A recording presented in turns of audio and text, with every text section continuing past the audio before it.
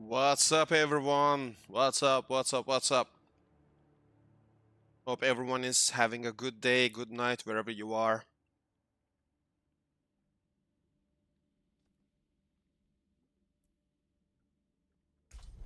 Now, let's dive in. As always.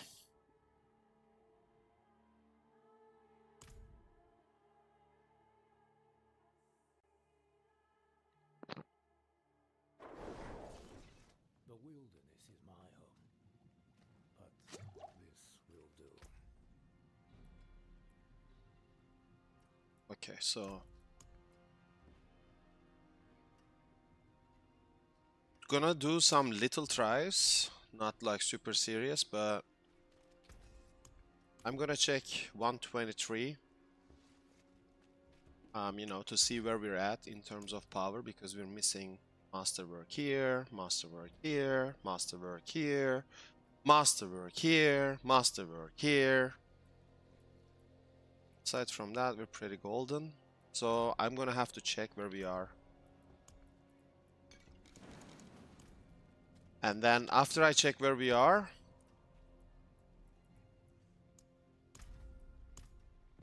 it'll depend if we need mats or not. Hey, Alexei Gurkov. Hey, hey, hey.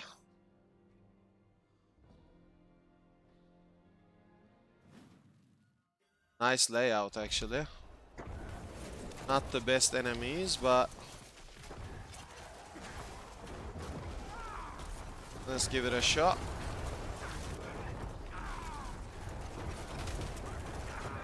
Nice map, though.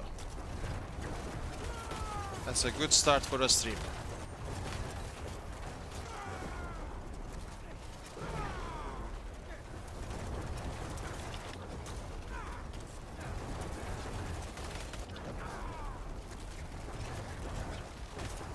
Okay, the game is lagging at this point, but yeah, it's omega lagging. But I think we will manage this.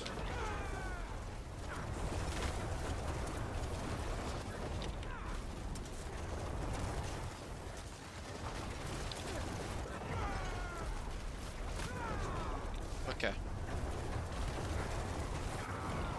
I'm sanding it hard right now. I'm sanding it hard. This is just a test run. No need to be super excited. I will read the chat. Don't worry. Just focusing on this for now to see where we're at.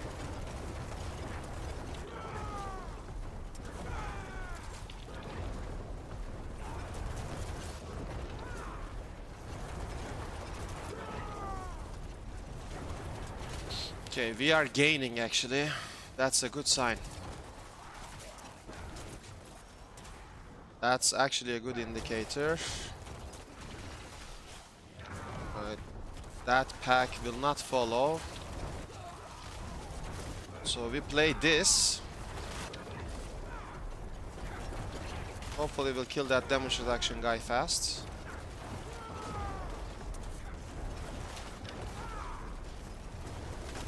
Okay, now they will melt.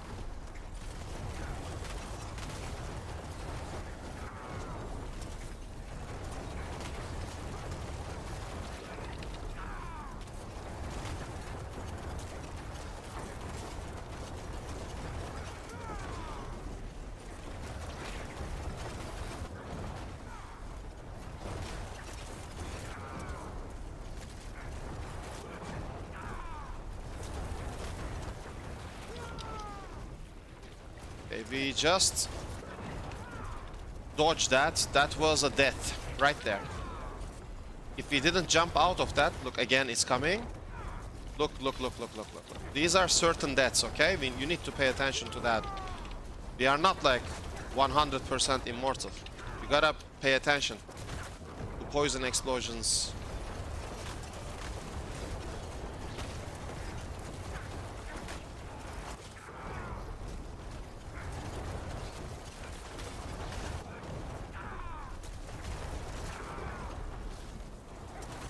I hate these snakes, man.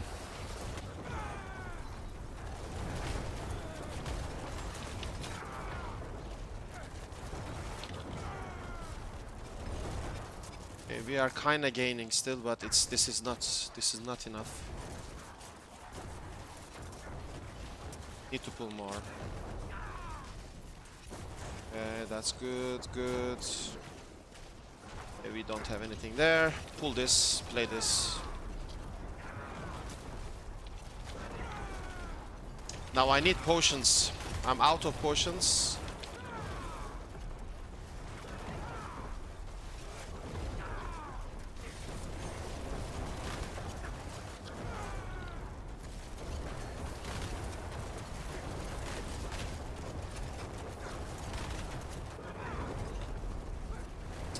Game is heavily lagging at this point, but I am managing.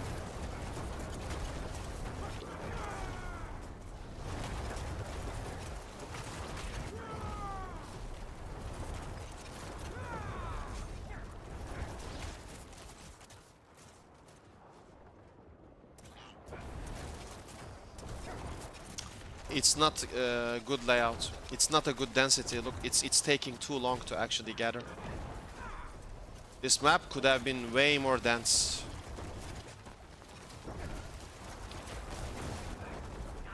Bro, that Rahira Unstoppable actually saved me.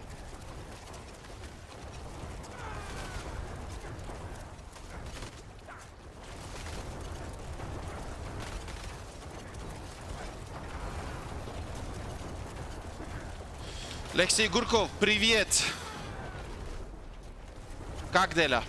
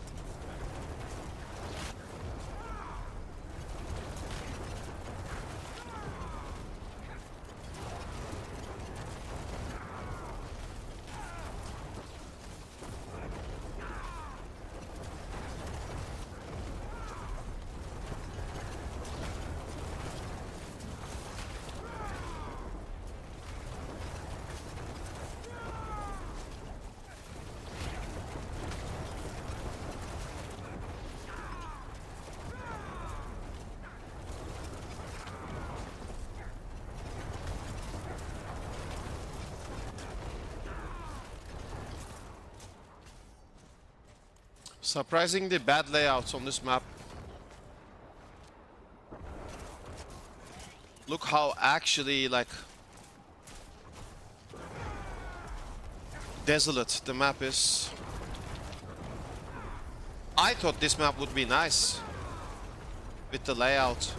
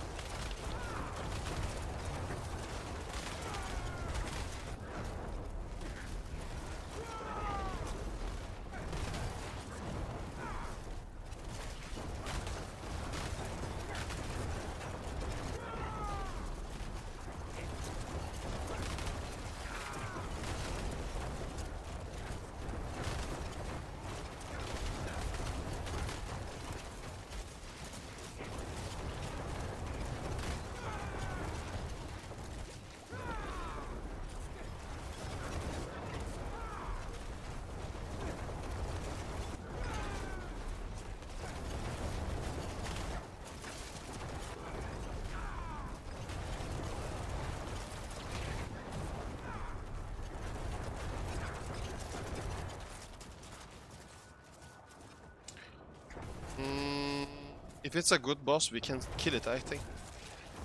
But I need to go to boss right now.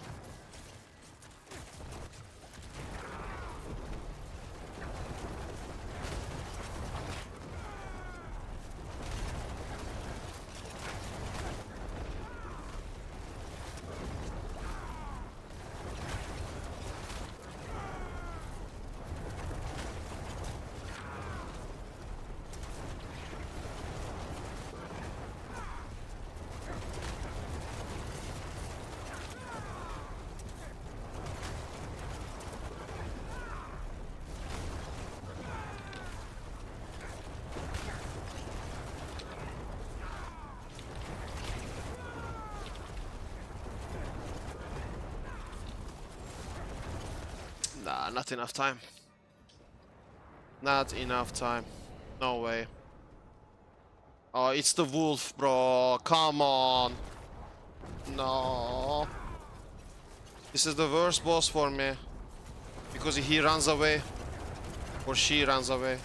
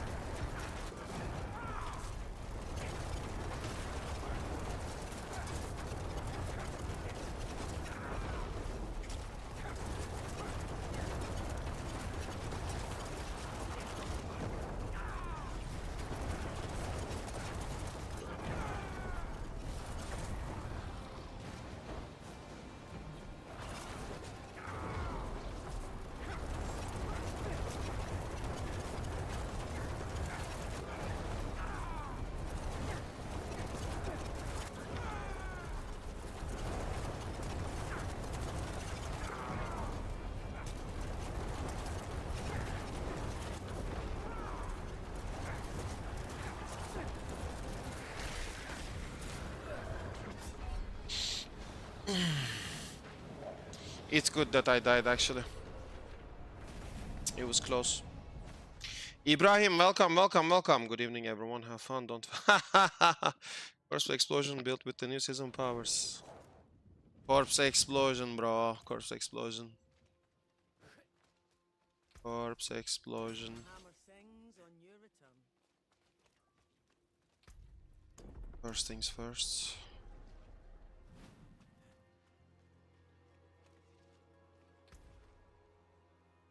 I think this is doable. We just need better layout. The map was good, but the monster layout was absolute trash. It was so desolate, like it was just only a few particles of monsters.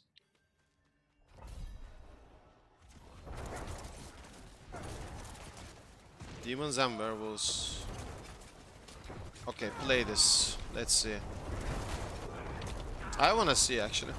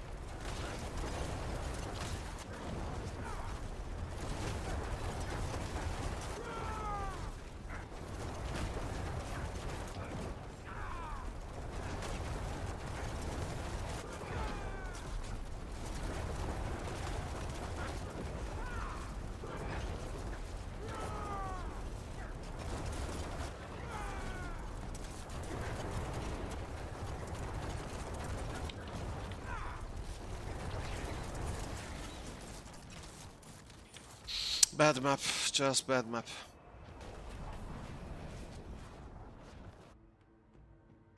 Bad map.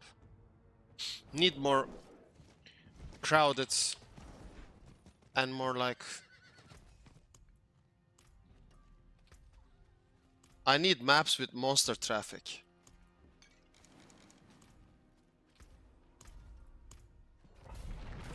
I mean, you will see what I'm talking about.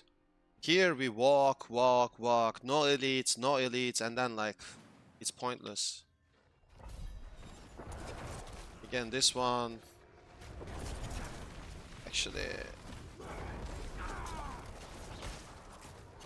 Never played this map. Never.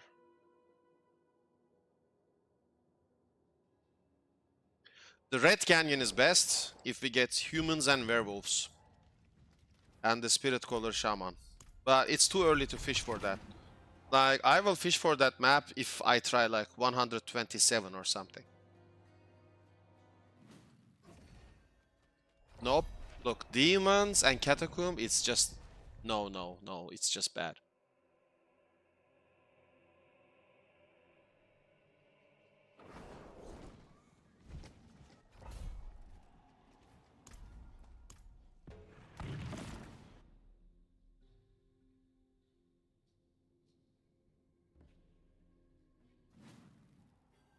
Good map. Okay, we try this. I do not like black spiders, but we will try. Because we have a lot of unstoppable.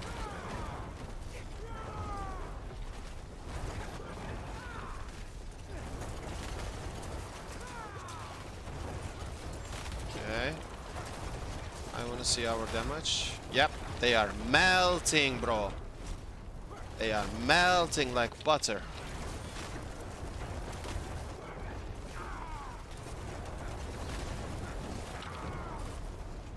I don't care about that ballista that's trying to shoot me all the time. We are playing Yule Nar, so we get a lot of unstoppable. As you can see.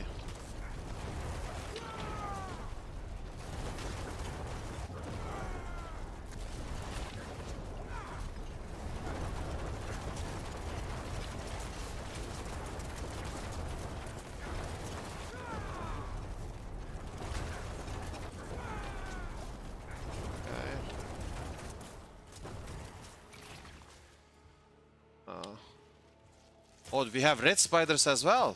Okay. It's even better. What else do we have? We have red and black spiders mixed. This is actually good.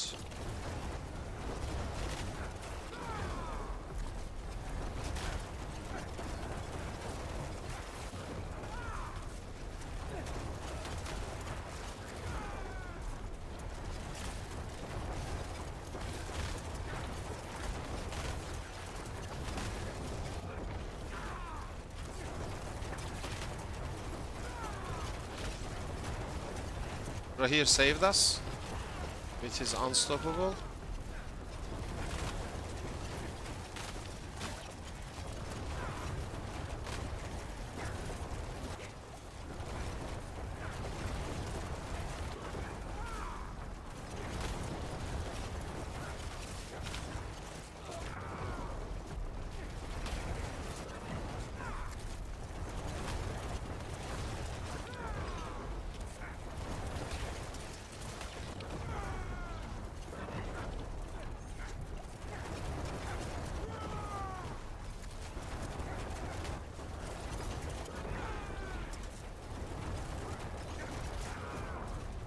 I'm gonna kill this ballista because that is annoying.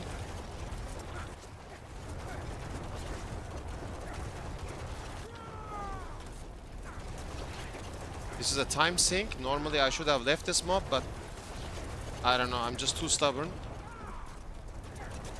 Hopefully it dies. Okay, that's good. That's a good kill actually.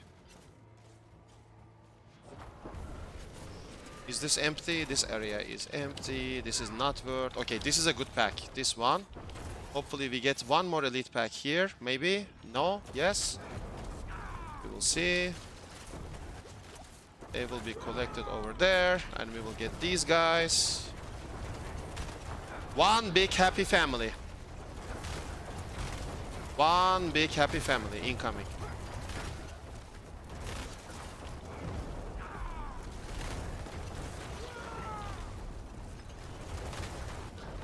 I need one of them to drop potion. Nice. Now we blast. Big damage.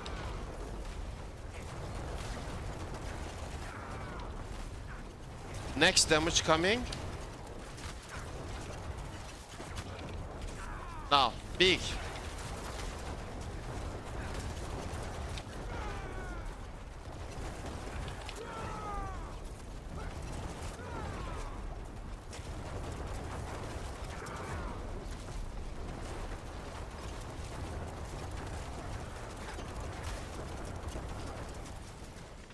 These ballistas can go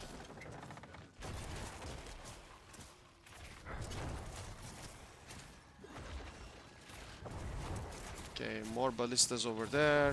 I have to clear this. If I hide behind this wall, they have to come. Like so. Then we will just gather them in.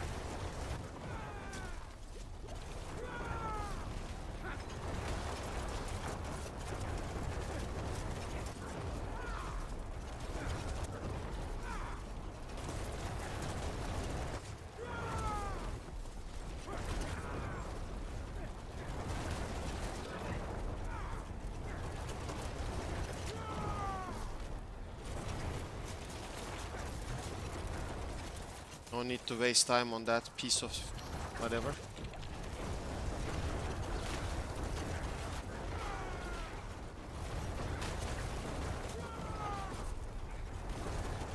If we had more spiders, that would have been awesome instead of skeletons, because the skeletons have these permanent shields that you cannot do anything about. But as you can see, you can just melt the spiders and the hosts. So normally when you get these monster families, you want spiders and hosts rather than skeletons. So it's pretty meh, like 50-50, you know, type of thingy. Like this was not the best monster family. Yo, Ape Man, welcome, welcome. Welcome, thank you for the support.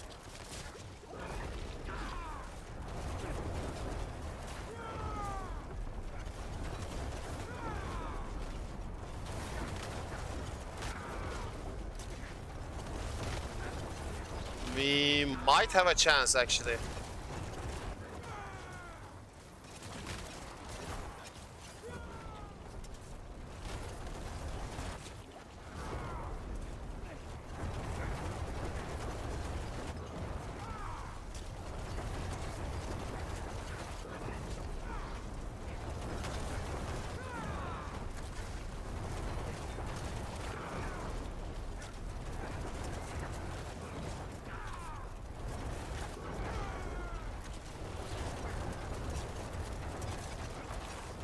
Skip that, skip that. No need. Just proceed. Okay, that's a nice pack. This is an okay pack. Can we combine? Yes, we can. This is good.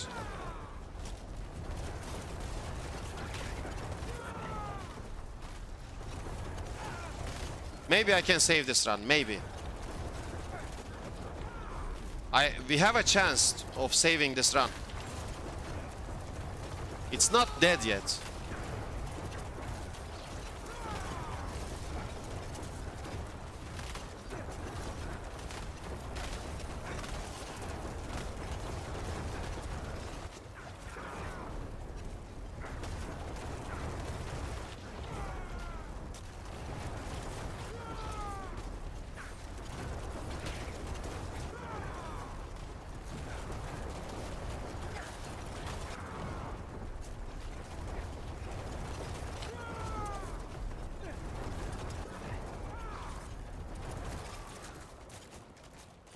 We might save this run.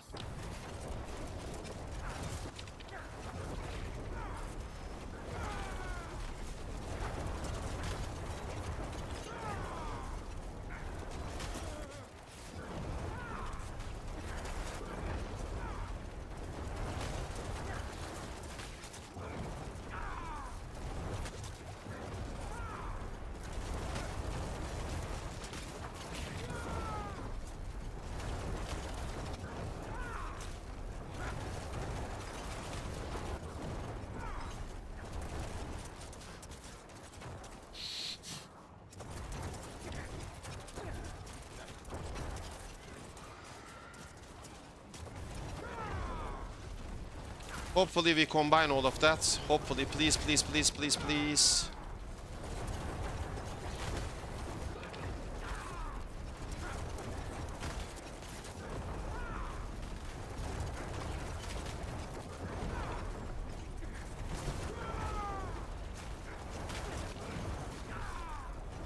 Okay, this is important now.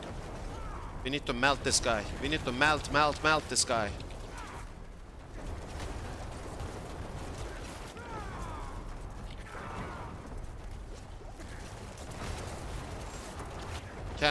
Can we melt him? Ah, we got feared. Maybe. Maybe. Come on, he's in good position.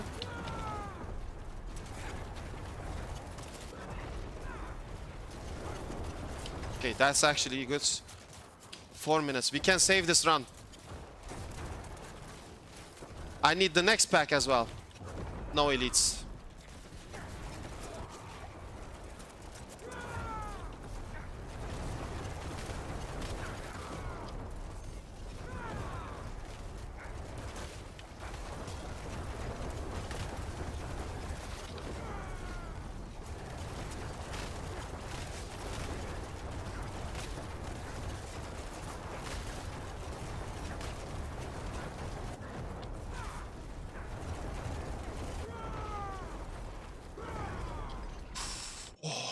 Progression bug. Oh, spirit collar.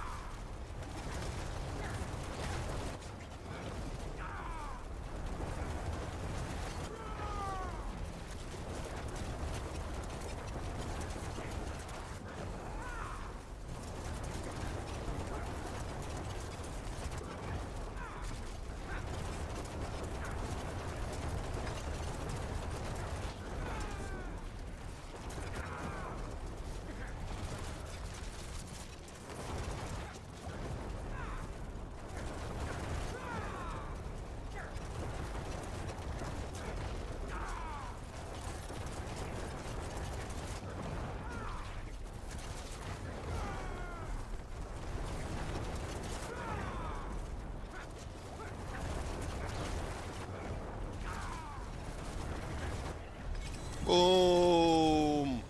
123. Let's go. Nice. Nice, nice, nice. Easy peasy.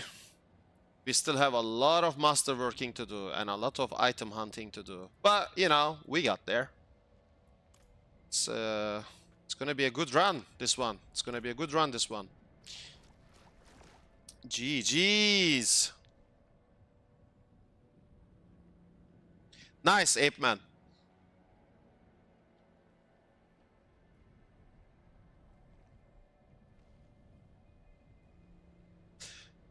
Which concert was it? Which concert?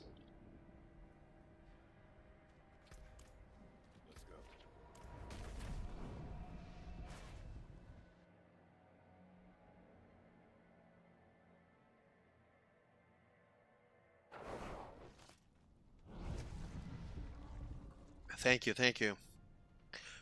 Are we liking the groom, Ape Man? Do we like the groom? Is he a nice guy? Do we like him? Yes, no? Oh! We got an upgrade on adaptability aspect.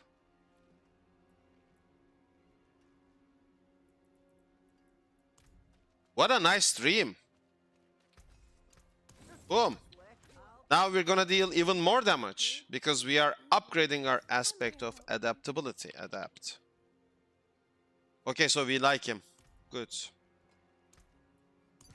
Bright aura. Brighter soul. That is good, good, good. Okay, so let's get rid of the pit pushing version. I mean, I'm not getting rid of it. I'm just, you know, just... I want money and jaw. Actually, there was a money here. We cannot betray that money rune that has been waiting in our inventory. Wait, I have an idea. I cannot betray that rune. But first... Goa Gubarn. Go Gubarn. Welcome to the family. Thank you for following from Twitch. Welcome, welcome, welcome. So we are gonna use this guy because he has been waiting. So we cannot betray his trust. This guy was waiting for us to put him into the slot. And we didn't. Okay? So we have to respect that. So we're gonna take away that other money from the stash. Because that was not his turn. It was this guy's turn. Okay. Now I can play comfortably. Oof. Yeah, Shattered Spirit makes a lot of difference. Like a lot of difference, my friend. It's very important.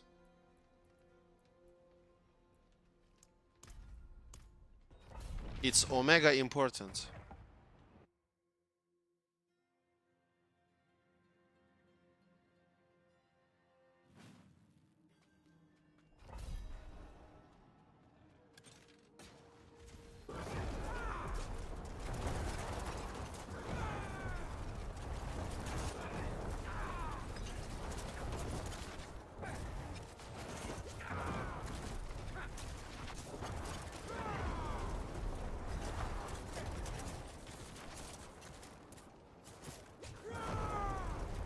Where were these guys when we were pushing?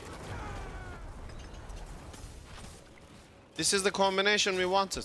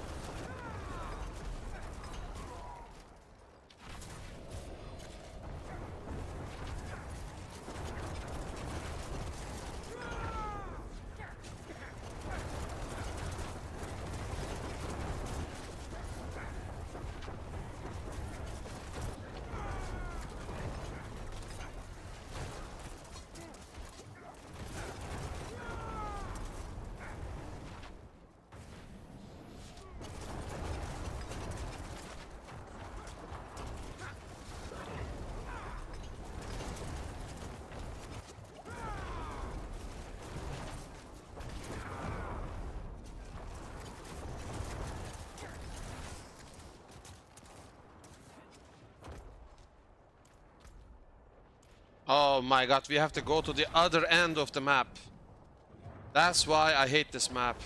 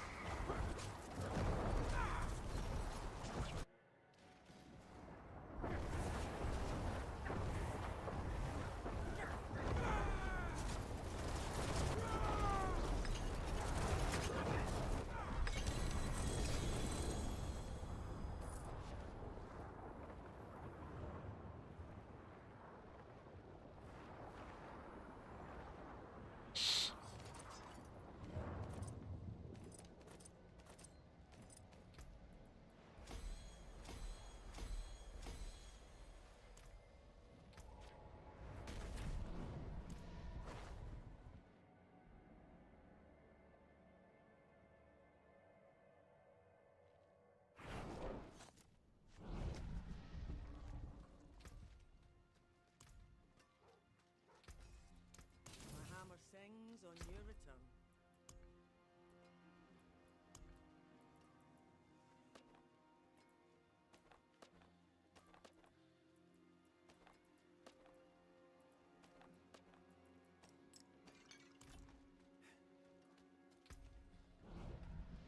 I'm actually assembling different gear set for this. So, for example, I'm gonna use this with more cooldown reduction, so that we can spam it. Because if the cooldown is actually lower than 3 seconds, it's infinite spammable. Yo! Okay, 88 Errol. 88 abi 88. 88 88. Teşekkürler. Not Draco. Can you show me your build? Of course I can.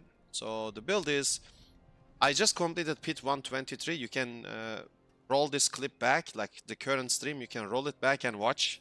Pit 123. I cleared it on live stream. So basically, instead of Monija, I'm using Yul and Nar. These two, actually. While I'm in the pit, because they give me unstoppable. These two. Yul Nar. Yul Nar. So on legs, I have Yul Nar. So basically, Fist of Fate. Shroud.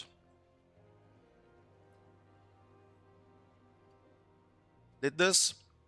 You can play either GA, cooldown reduction, or Bone Skill, GA. I take risk, and I play Bone Skill, GA. Gospel, you want chance for basic skills to deal double damage. This is 100% the case. Here, Lucian, you actually want GA cooldown reduction, but I don't have it. Baratiel, you want triple masterwork, basic skills, and all GA. I got Shattered Spirit Aspect, max. And Myers gifted me this amulet. And also Shard of Baratiel, he gave it to me. My rings are not good. I am missing GA intelligence. So I'm missing a lot of damage from that. Here I am missing GA attack speed, so I am missing a lot of damage from that as well, because I am not capped on attack speed. I am not capped. So when I have Moonrise and the potion trigger, that's when I get like... Let me actually show you what I'm talking about. So listen, we're gonna go to Kiowa shot. I will show you something.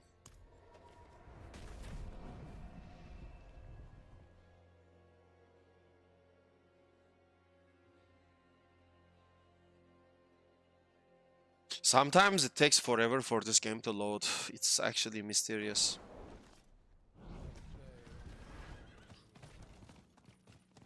Okay, so what's happening is very simple. In the combat zones, you can see your real affixes, real character power. Not in town. So for example, if we open the stash, like character tab, attack speed bonus 85.3, yes? 85.3. Pay attention to this, extremely important. That needs to reach 200. This needs to be 200.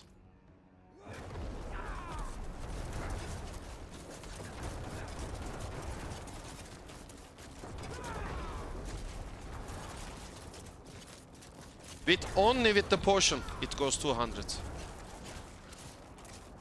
It's only with the potion. When I drink the potion, it's gonna go 200.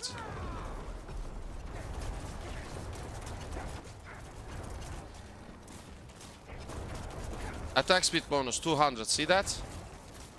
Now it's 120. With potion, it's gonna be 200. Look, 200.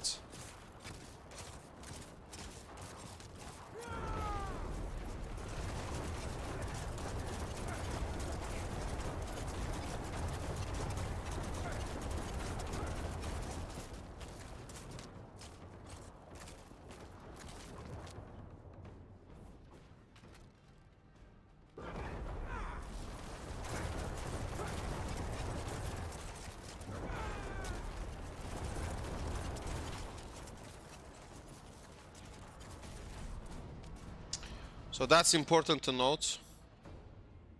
So normally what you want is you want cap 1 attack speed, cap 1, this one. This is cap 1 that we can see all the time. It's cap 1.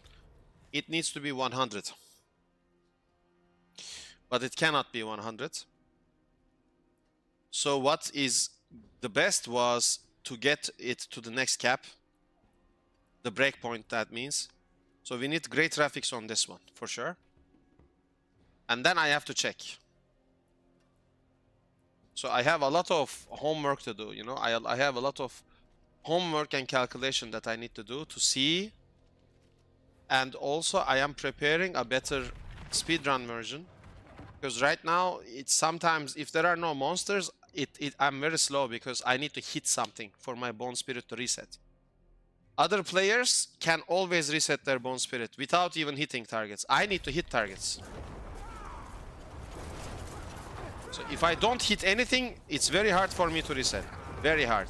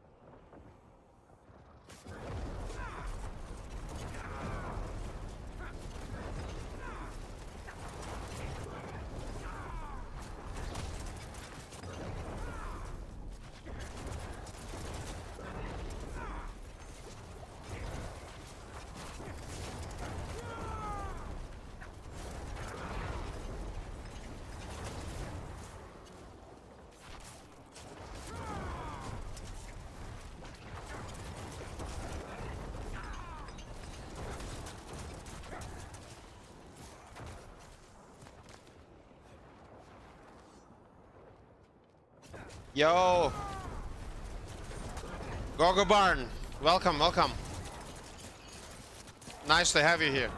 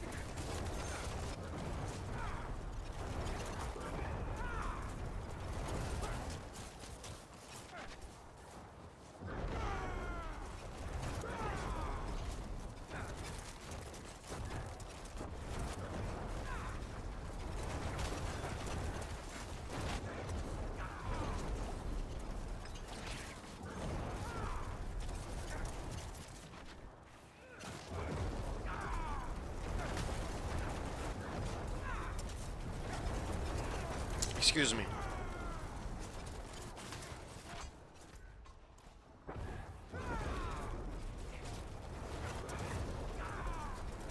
Ah, thank you, Gogo Bar. Glad you like it.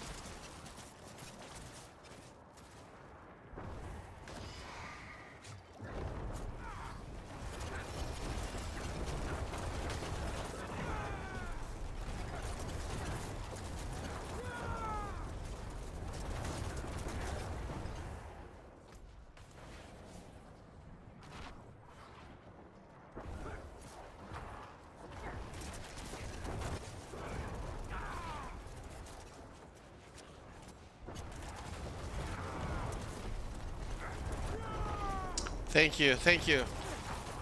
You're too kind.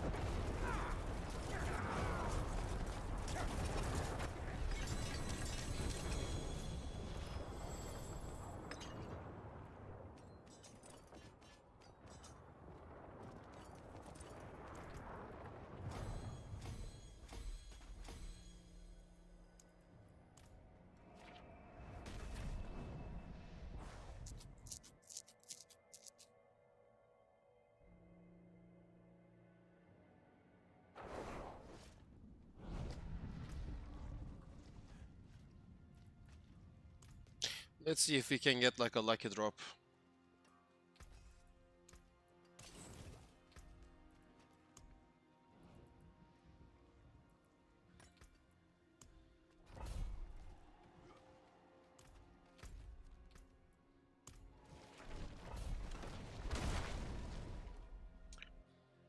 Okay, official Fluffy. Yo, SKULM. You're like the godfather of Necromancer. Could you give 4 quick tips on what chaos perks you should use? Have to play Curse Affliction Necro as Season 9. If it even works on Season 10. I mean, is it even possible to go a little higher in hits like Pin? Yo, First of all, thank you very much for the kind words. Second, let me just quickly have a look. So we are gonna... So basically your question is, can we play Affliction Necromancer this season, in Season 10? And is it possible to go above Pit 90 with it? So first things first. Again, thank you very much for the kind words. First things first. The key passive, Affliction, as you read, it says, vulnerable, crowd-controlled, or corrupted enemies are afflicted, taking 45% X increased damage from you. Now, you also have your curse skills deal blah blah blah shadow damage. When applied to afflicted enemies, this amount is increased by 120x of your damage to CC, wound, and crit damage bonuses up to 900% X, blah blah blah blah blah. Now, your best Affliction Necromancer build this season is gonna be the Iron Maiden build for two reasons. On Chaos perks, you have, what do you have? You have Unstable Power. That does nothing for you because we do not use basic skills, we spam the curses. You have Invigorating Attacks. That does also nothing for us. We have Accelerating Chaos that relies on lucky hits, so we can proc Chaotic Bursts a lot with Accelerating Chaos, so we can take this for sure. Then we have Erupting Chaos, which is literally by itself, just it's a proc. And then basically the next thing, the next best thing that you can get is, I would say, Crazy Brew, so that you can actually spam Iron Maiden way faster. And you can also use, instead of Accelerating Chaos and Erupting Chaos, you can also use Marred Guard to make yourself below 50% HP but get like super tanky, yes. With Marred Guard, you can also get chaotic cooldowns.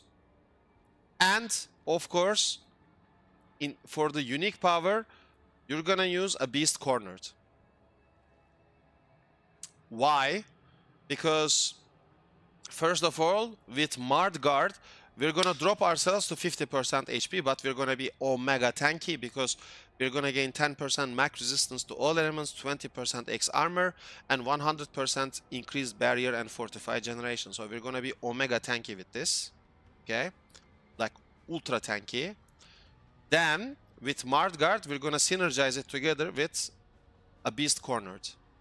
For every 10% life we are missing, we gain 20% X increased damage and 5% damage reduction. Each resource you spend also drains your max life, and to refund 40% of the total resources spent, this cannot reduce you to below 10% life. So when you play Marred Guard together with Beast Cornered, and you play into Affliction passive, you are gonna play Soul Rift. Okay, very important, because you will have literally just infinite essence with this. And you're gonna play Iron Maiden, because Iron Maiden does not cost essence as well. So you can forever spam this. Forever spam Iron Maiden. Literally forever spam it. Okay? And what you're gonna do is, you're gonna play Iron Maiden with Jarun. But instead of Monija, you're gonna play something else. You're gonna play, for example, Sirja, or you can play Pokja. Whatever procs it more often, you're gonna play it, so that you can actually gain a lot of teleport while spamming Iron Maiden, which will be something like this.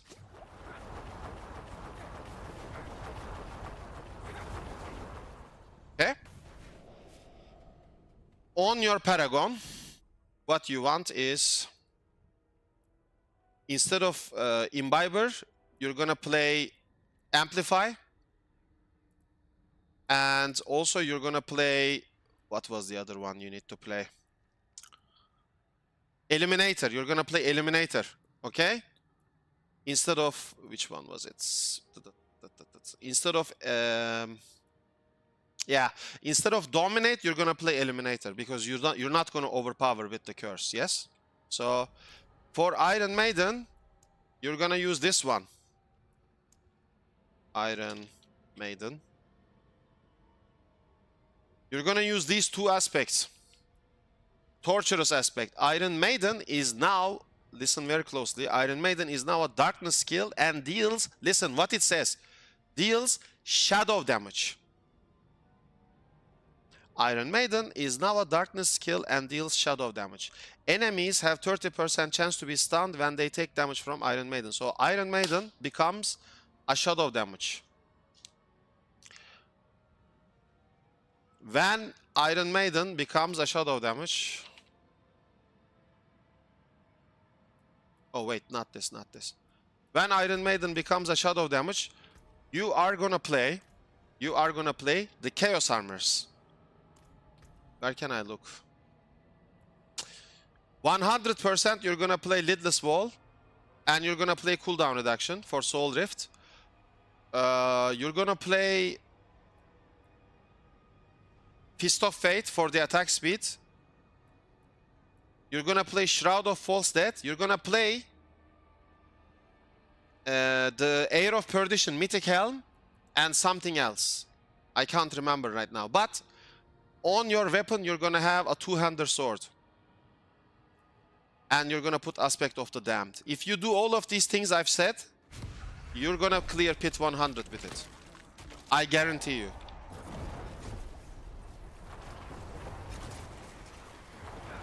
Look, you're gonna curse like this, everything will die.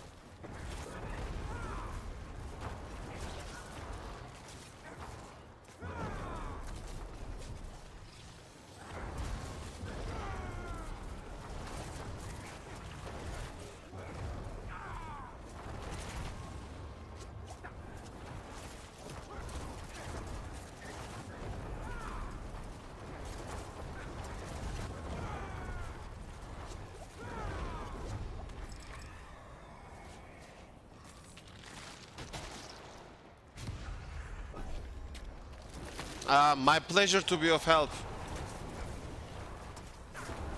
Let me know how it goes for you. You can join my Discord and definitely write from my Discord as well, so I can actually keep a close eye on you. What's going on with you, you know, which gear you have, what can we do to make it better. But I am pretty sure you're gonna get to tier 100 with that.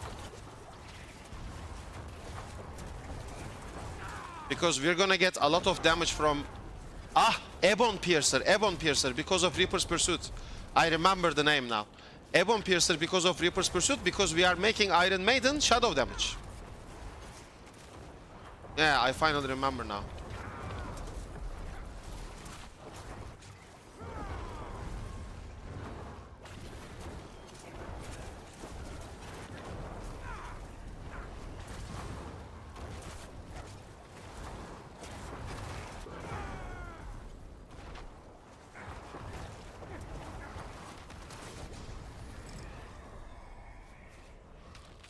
Because, yo, thank you guys, thank you. So because look, Ebon Piercer will give us Reaper's Pursuit ranks. For each darkness skill on your action bar, gain 8% increased movement speed and 8% X more damage. So when you play Iron Maiden, what did the aspect say? It will deal shadow damage, it said, right?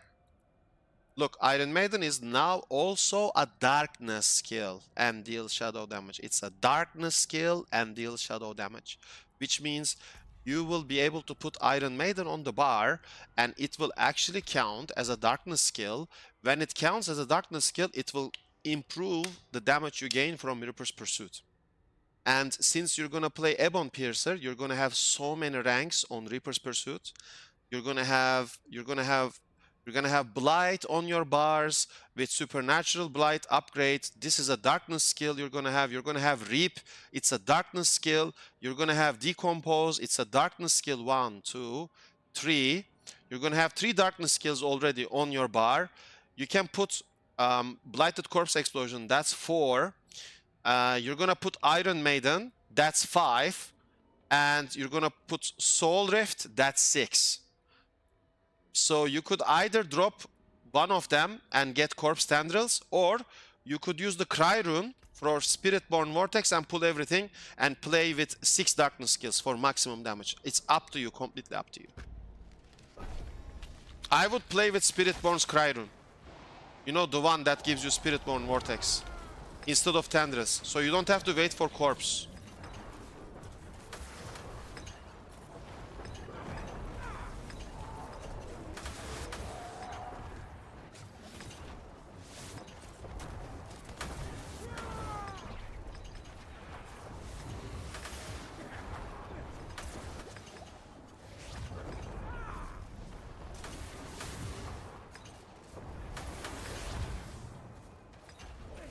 Are we dead? Not yet. That was close.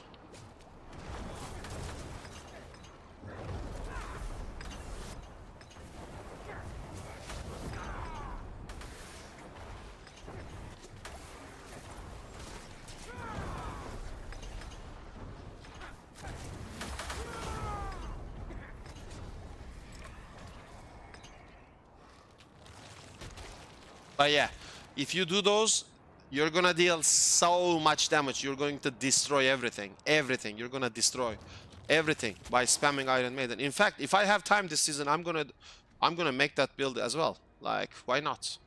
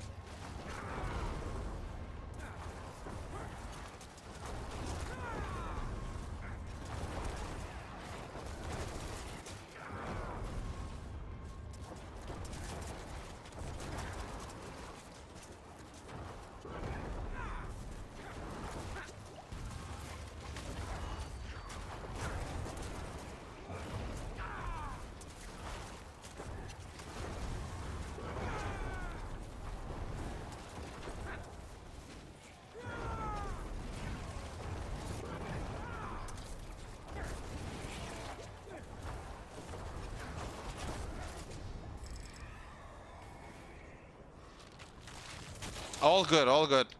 I'm glad you're enjoying it as well, you know? It's a good feeling when you have a build that excites you in a game.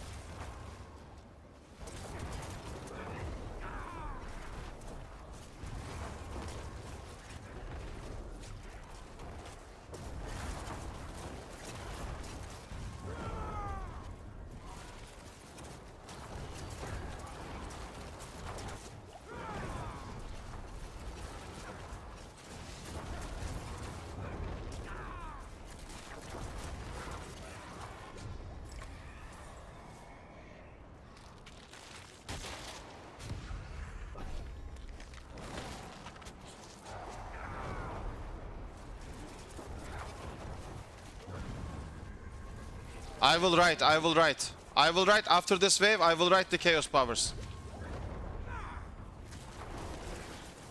Actually, you know what?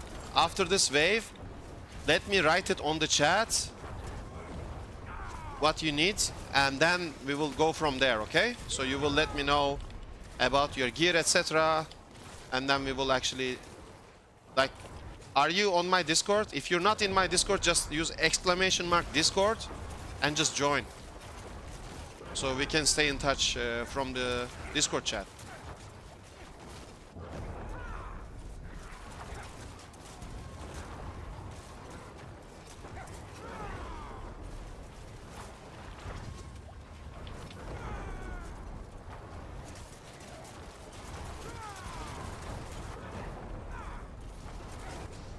Okay, I am writing. Thank you for the kind words. Let me write you. Okay, welcome. So first things first.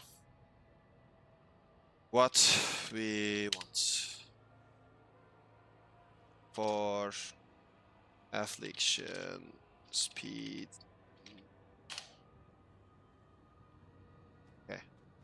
What do I want? I want on my chaos runs. What do I want? I want Mart Guard, I want Beast Cornered, so that's to Crazy Brew. And then what is the remaining slot is gonna be? I already forgot what I said to him. Damage over. Cute. Dance. Okay, I have an idea. So we play. Let's write down the ones that we want. Chaos powers. East. Cornered.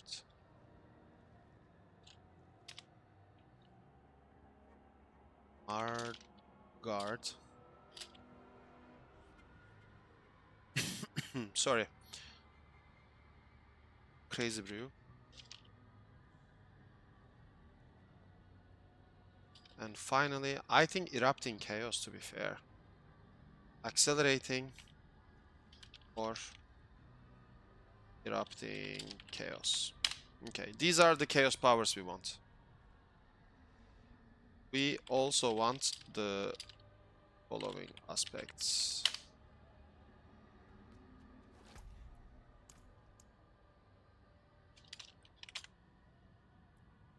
Torturous aspect. Torturous aspect. And then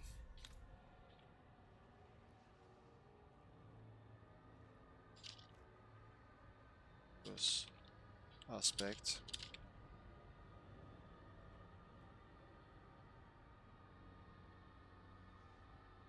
Aspect of the damned on two-hand weapon.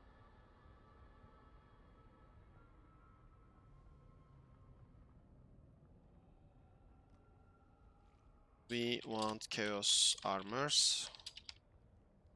Ebon Piercer for Reapers. Pursuit ranks.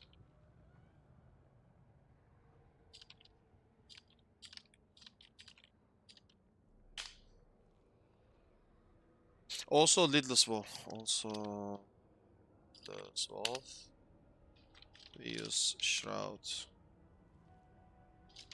Air. I think we have everything here. Like, if you have these, you're gonna deal so much damage. I'm telling you already.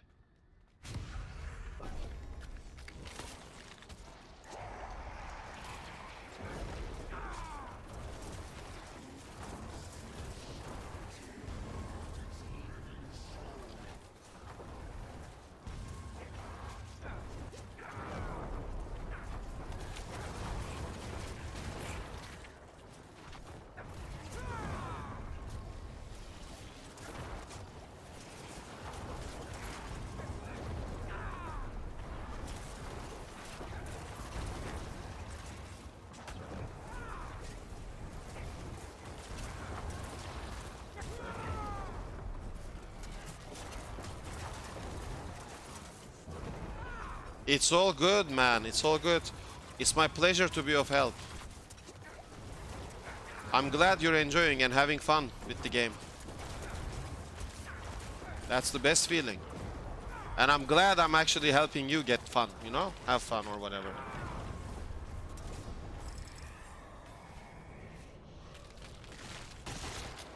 Let's see this Chaos Wave. I think it's gonna be a bad one, but who cares? It's not too bad, like, it's not the worst.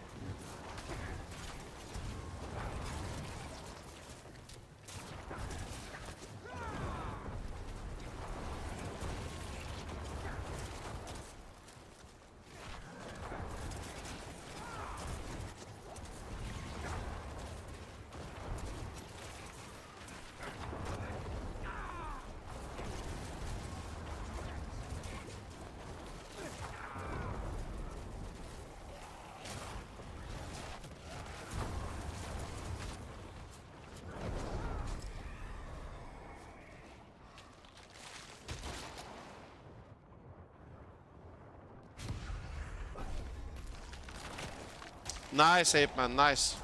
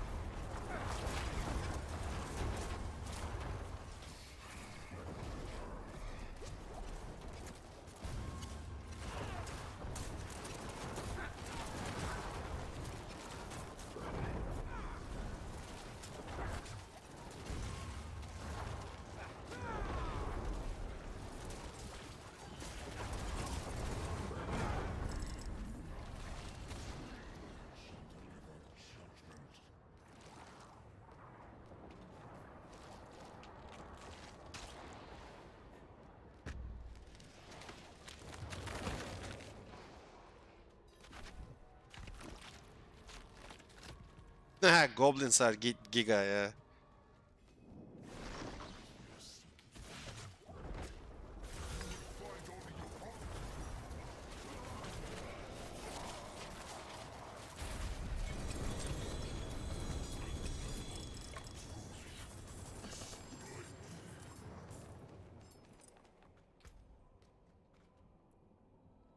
Of course, flicker step.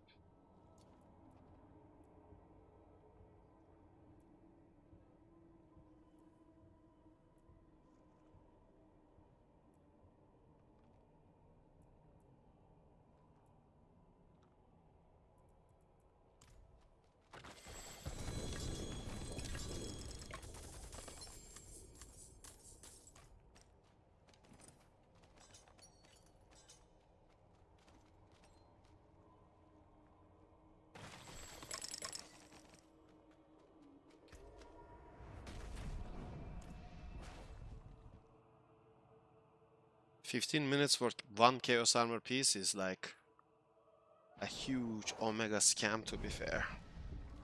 I mean, it feels like a scam. But I cannot complain.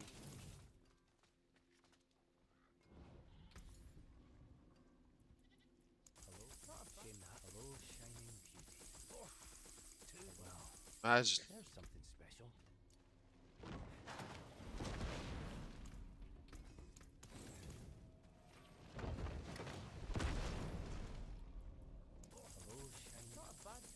Hello, shining beauty.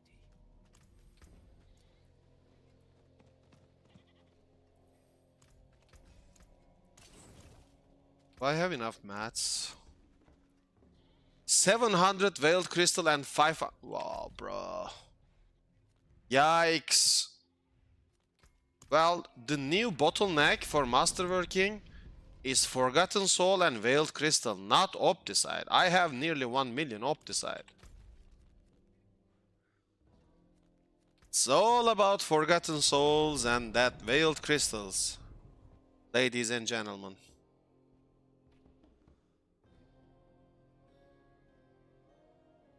It's all about that now.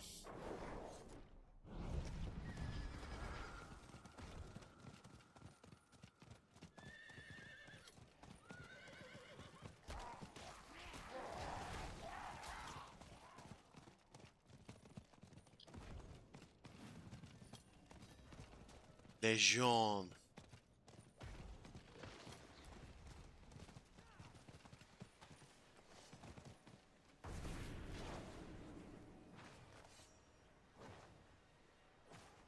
So what we want for the speedrun version of this build is to make Bone Spirit reach 3-second cooldown. When it reaches 3 seconds, the rapid ossification proc will automatically reset it. I think even 4 seconds is fine.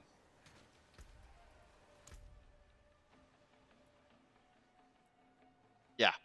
So we need Harlequin Crest instead of Fist of Fate. And basically if I can get Shaco with cooldown, and then I can drop Lidless Wall and I can put like, or I can put like a cooldown reduction Lidless Wall instead of Bone Skills, because it's going to be a speed farm version anyway. So then we will have a lot of cooldown reduction. I can also replace the amulet with some movement speed cooldown reduction, but I don't have to. And basically after all of those changes, the cooldown of Bone Spirit is going to dramatically go down to 3 to 4 seconds. When that happens, since we have rapid ossification on Ring, and then we have casting Macabre skill restores resource, both on Amulet and the other ring, we're gonna get infinitely essence back. When we get infinitely essence back, we're gonna cast rapid ossification. When we cast rapid ossification, that is gonna trigger the bone skill cooldown reduction by 4.5 seconds. And that is gonna take away the cooldown of Bone Spirit because it's only 3 seconds. So it becomes infinitely spammable. Like literally hold down right click and you can spam it without hitting anything. Now, how I am casting is, if it enters into cooldown, I press Decrepify.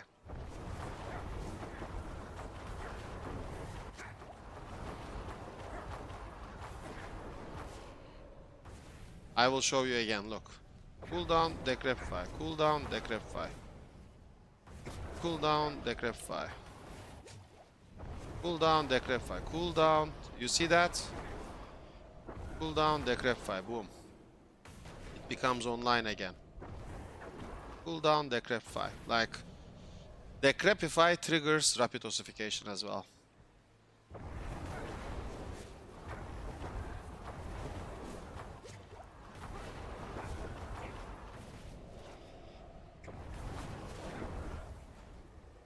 So you can back-to-back cast it like this. But this is uncomfortable for most people.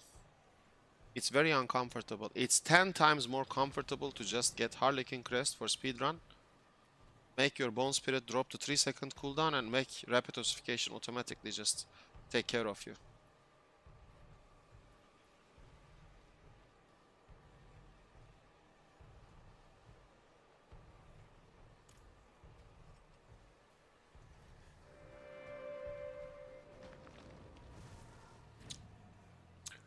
Vega Diablo! How are you? How are you? Welcome, welcome, welcome.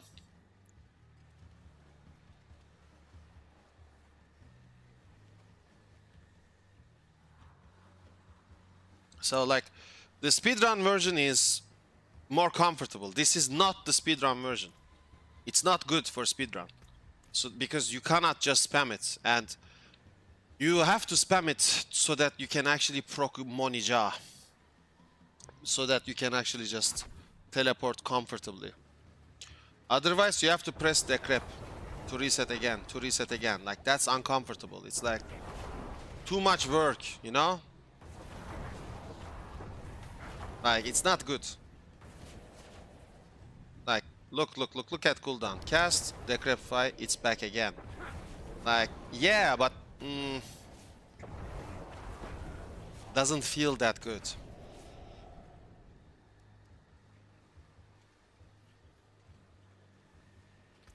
So if you get like Harlequin Crest Shaco with cooldown reduction, especially on Great Graphics and Triple Masterwork, you can just enjoy it way more. You can enjoy it a lot because it becomes infinitely spammable and it just gives you essence back by itself because of your tempers.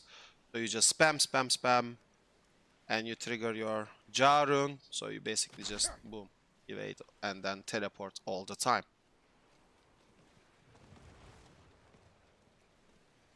Which is good, and way more comfortable than this.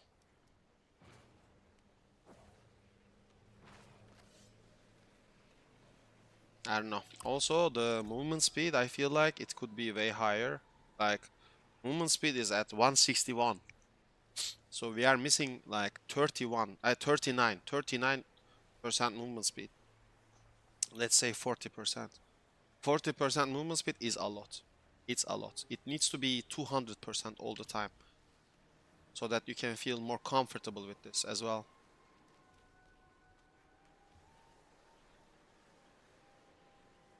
You should remove 10 minutes lock on Twitch. Do I have a 10 minutes lock on Twitch? Okay. I will remove it. I will remove it. Nice to see you. How are you doing? Long time no see. My friend. Nice to see you blasting, Vega.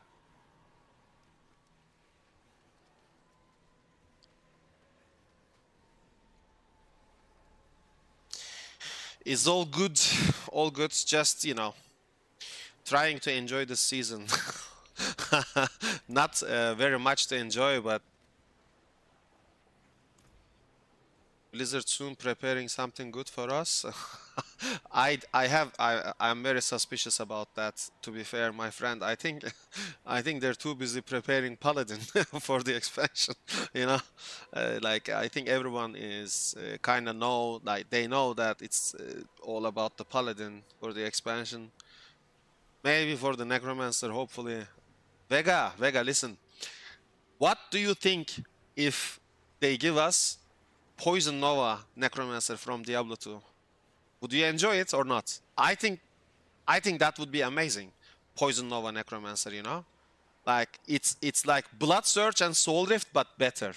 I feel like. What do you think?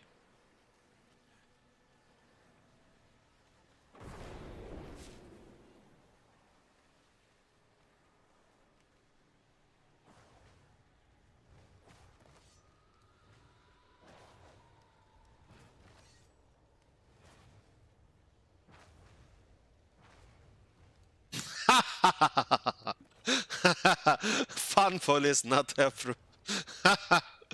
I think so, yes. But that would be amazing build. Amazing. But yes, fun police not approved. I agree. Unfortunate. Very unfortunate. The problem is the Paladin, Vega. Like, it's, you know, they want to sell the expansion, so it's always the Paladin. Like, it's gonna be like Spiritborn of Season 6. I feel like.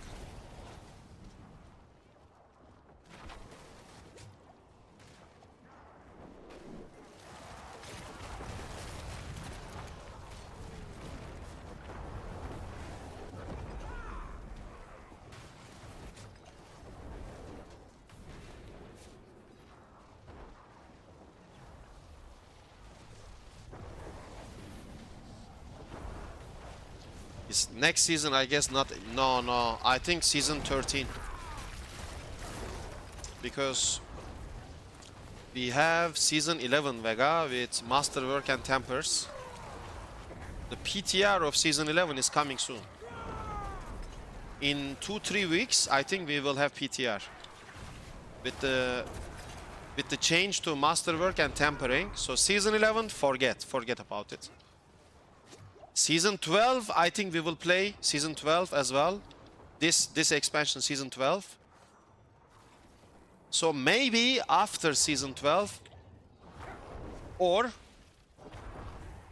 after season 13, my friend, because I think the expansion will come at summer of 2026. Summer next year, I think. This is what I think. Maybe I'm wrong, I don't know.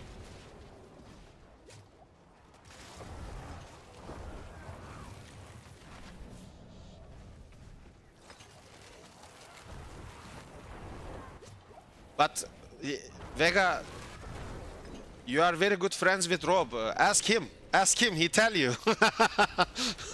Ask Rob, he tell you, bro. You are very good friends with him. Ask him. Rob tell you everything. Ask him.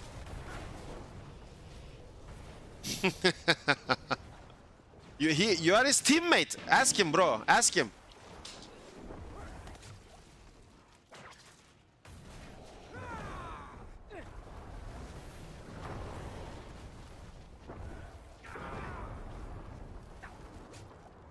I think summer 2026, next year summer, for expansion.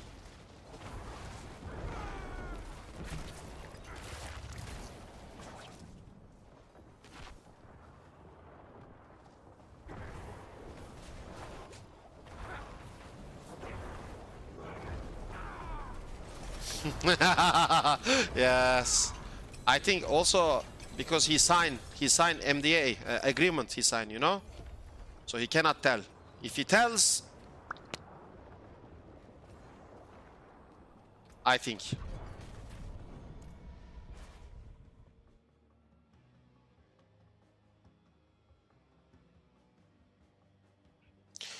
But yes, like let's have a look.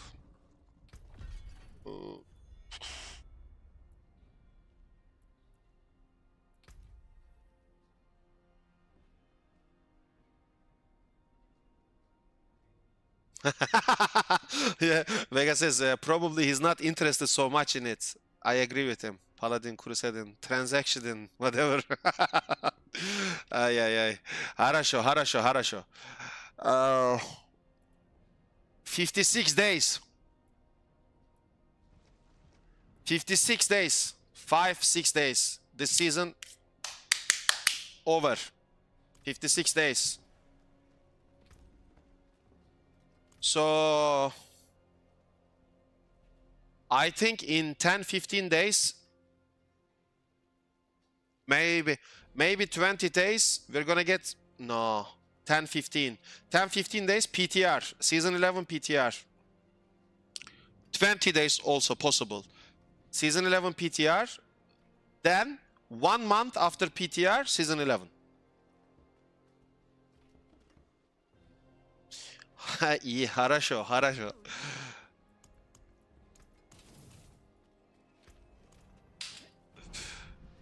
Vega knows Turkish, I know Russian. We speak like this, cross language we speak.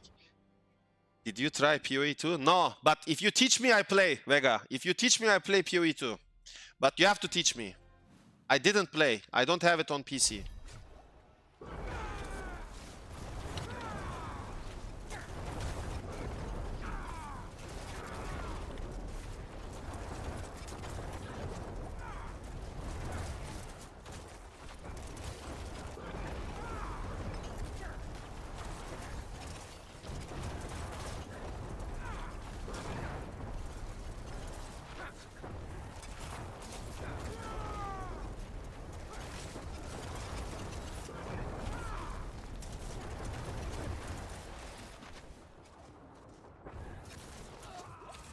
Yeah.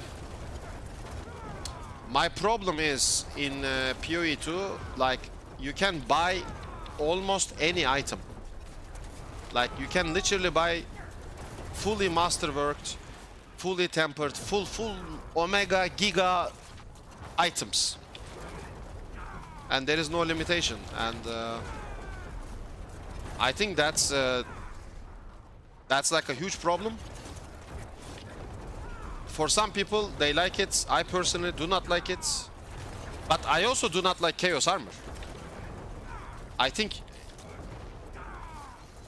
Chaos Armor should be tradable, but for example, upgrade systems like tempering and masterworking, I think the player has to do it. But improved versions, of course.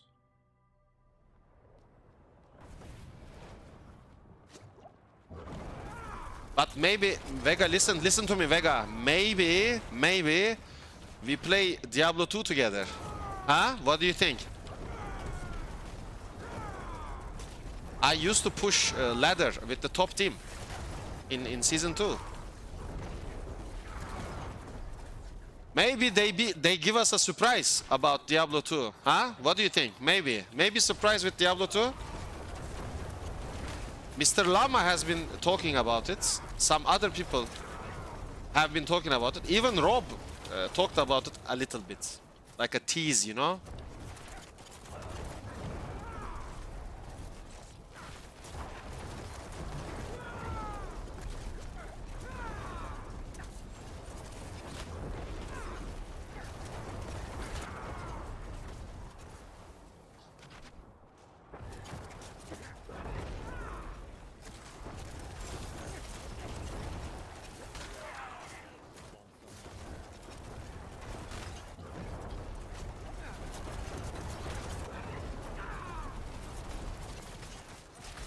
I got CC'd, wow.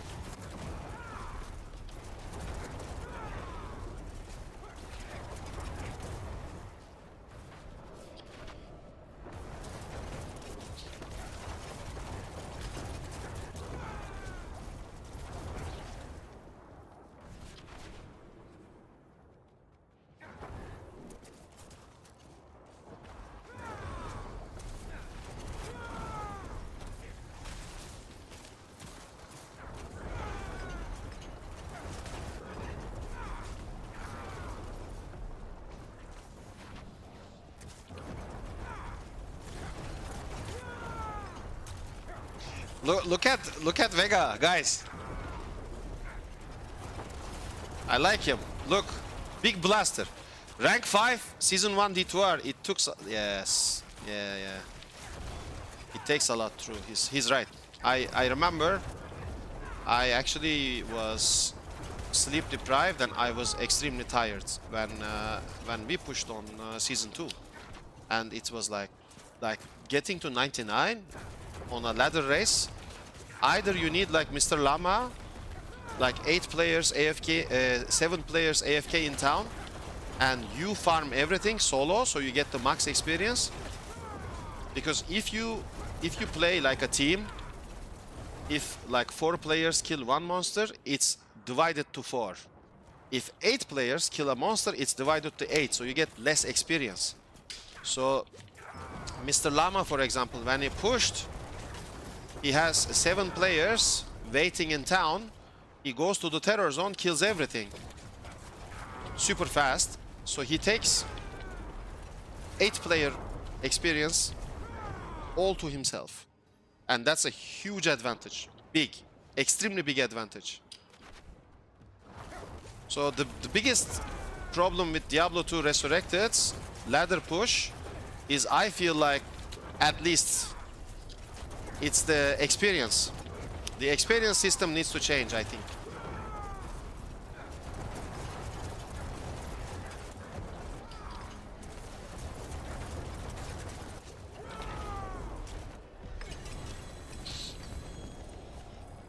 I feel like it needs to change because I think it's unfair.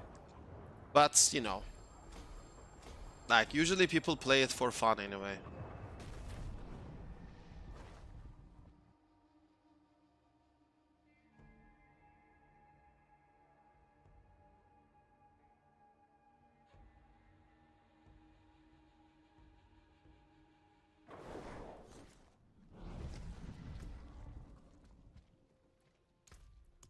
Masterworking materials, bro. Like, I don't know. Like Veiled Crystal, you need to do Legion events, you need to do Whispers, you need to kill bosses, Forgotten Souls as well. Then you do like Masterworking, this is gone. This is gone. In the meantime, we have 1 million Optusite. Like this is actually depressing. Like, it's actually depressing to watch this go 1 million and you're capped, and then you have like 800 and like 1.4k of this. And this can finish in 10 seconds, I'm telling you. This is nothing. And this is nothing as well. These two can just finish. Like, if I actually, let's say, if I actually reset this one, let's say, for orange proc, triple proc, I guarantee you both of these are gonna be like extinct. They're gonna go down to 0. Like, it's crazy. Veiled, just salvage all. Most problem. Yeah. For Veiled, salvage is good, but at the same time, like, it's still like all of that salvage, and then you get this, and then I think both Souls and Veils, I think both of them are trouble. And like, I don't know, like, even if you go do the Whispers, let's say you have this one. Do I have something with Whispers? I don't. So maybe let's say I do a Chaos Rift. We are experimenting right now. Even if you do these, they are not good. Like, it's crazy. Because you have to hunt for the Chaos item, because that's untradeable. And then you have to farm for the mats as well on top. Like, it's... You know, the developers want you to sit in front of this PC for 10 hours a day so that you farm the materials, and then you find another Chaos item and you have to farm again. Like, it's actually crazy.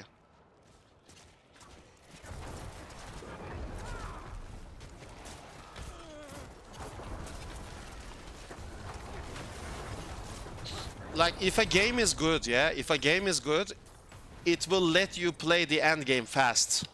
It will let you rush to the end game and play it fast. If it doesn't trust in the end game, it's gonna try to stop you. Like Season 0 of Diablo 4.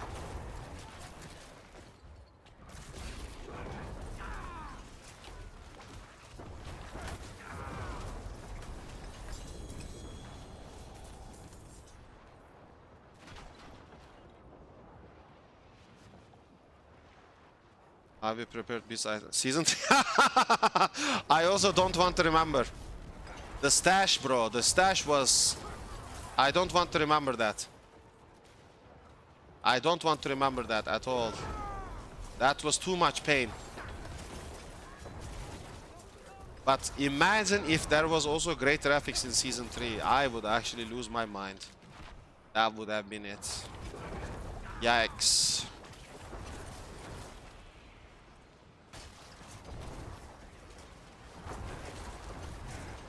But I think those seasons, I enjoy them more. Not gonna lie, I enjoy them way more.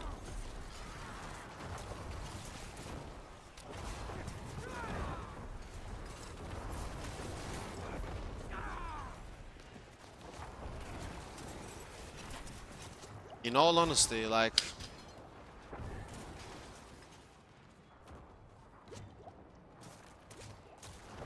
Vega, what do you think about the new content they are talking about? They are talking about new type of leaderboards. So what do you think about it? Do you have a guess? Yo, Destroyer, welcome, welcome, welcome. Thank you for the Twitch follow.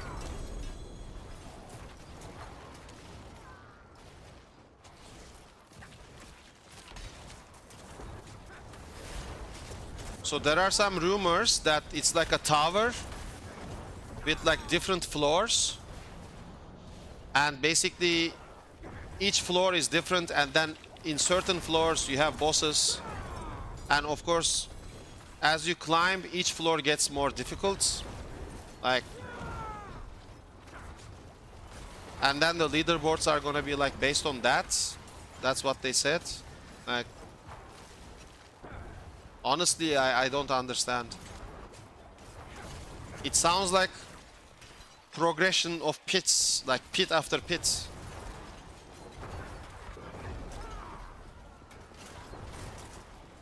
I think it's the same shit idea like escalating nightmare. Which is not that good, in all honesty. It's not that good at all, if you ask me. Like, I don't want to sound negative, it's just...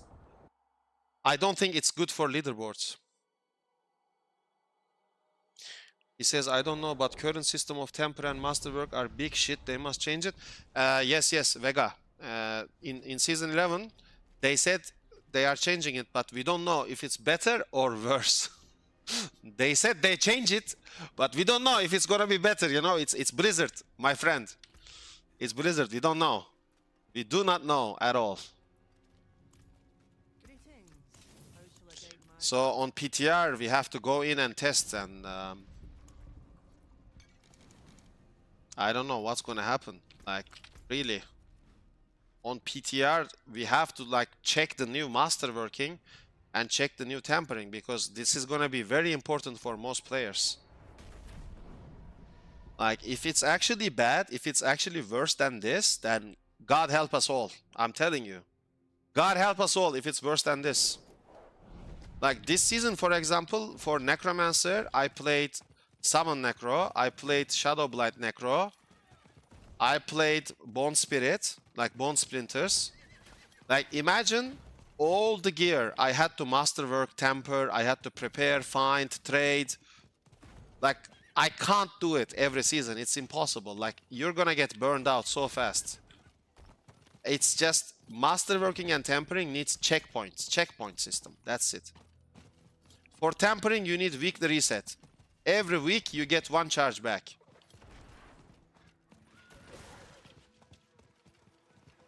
Masterworking, checkpoint system. Solved. Easy. If I hit rank 4, the affix I want, I pay extra gold, extra resource, I lock that in, checkpoint.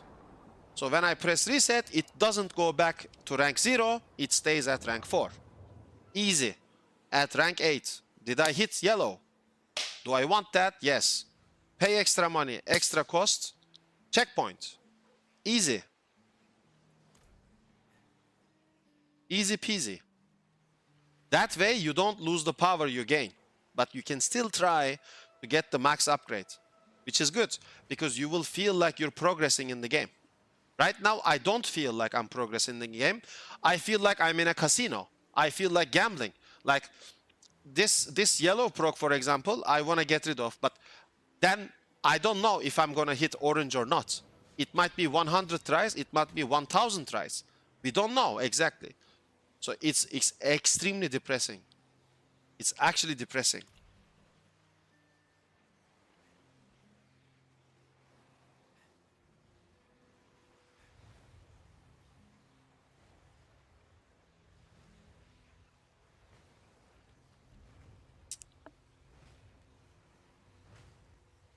So we have to, like, I don't know, hopefully they change that.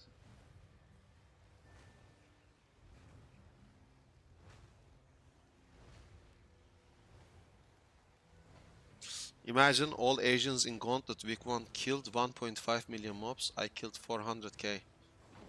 Now grind more important because 3 times. Yeah.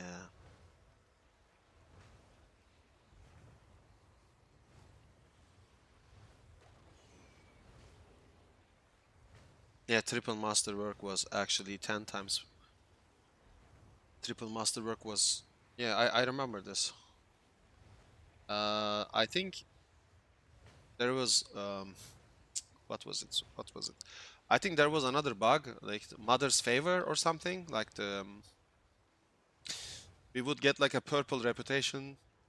And this seasonal reputation you get was... You could also get it inside the dungeon, the Gauntlet. And I think people exploited that heavily in the first week as well, which actually resulted in ridiculously high scores, which was disgusting, in all honesty. Like, at that point, I think they should have just stopped the leaderboards, but like people actually abused that. Maybe new ladder will be about who grinds more. Vega. Vega, if the new ladder is like that, I'm not gonna play. It needs to be skilled. Like the old Gauntlet we played, you and I, it was speedrun, you know, some strategy with shrines, but you had to play really good with metamorphosis. You needed a bit of luck. I think it was player skill based. You had to try a lot, you had to push your luck as well, but like I think whatever leaderboard they come up with, I think it needs to test your reflex, player reflex, fast thinking, judgment calls, like decision making, and then coming up with a strong build. Like these four things I think are important. Otherwise, like if it's gonna be who grinds more wins, like bro, no. If that's the case, that's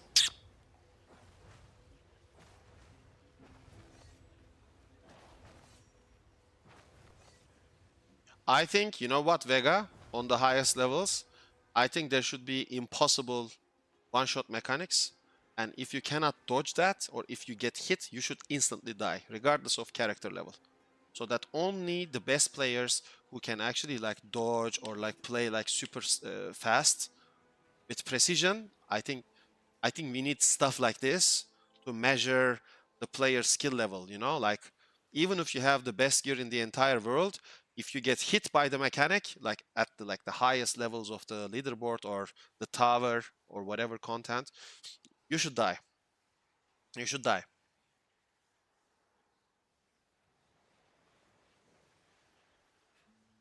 Something like this, I think we need, but I don't know. Maybe it's not a popular idea, so. But I think it's good because it will test every player and you can practice this and improve something with the game, with your game mechanics and knowledge. So everyone can test against each other, I think. But, you know, you never know. But I'm not expecting this game to become like as competitive as Counter-Strike. You know? Yeah, game is one button. Yeah, he's right. I agree with Vega. I agree with him. Like he says, he's speaking the truth. 10 minutes gone. He's on Twitch now. Okay, I see you. I see you, bro. I see you. Like, I don't know. It's all one button. You are correct. I agree with you. It's just I don't understand what's the point of this. You know, I actually am trying to think, and they said like they're gonna bring a new leaderboard with new content. Okay, but then yeah, but it literally sounds like level 1 pit. You go up to tower, level 2 pit. You go up the tower, boss room. You go up the tower, level 4 pit. Like, bro, it's literally pit, boss, pit, boss. From the rumors, it's nothing new. It's nothing new at all.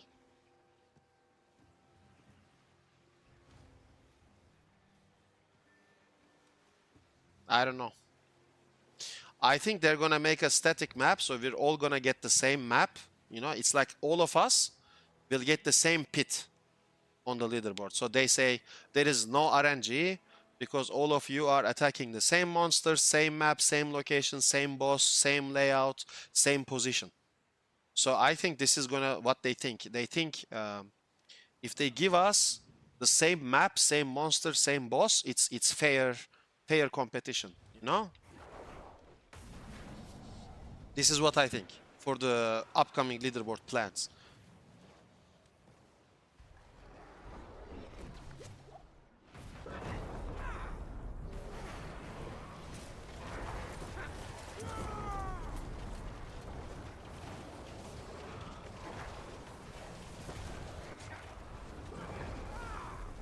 I think we shouldn't wait any good competitions from. Yeah, you're right, actually. I agree. I agree with you. I think we should not expect anything, to be fair. Yeah.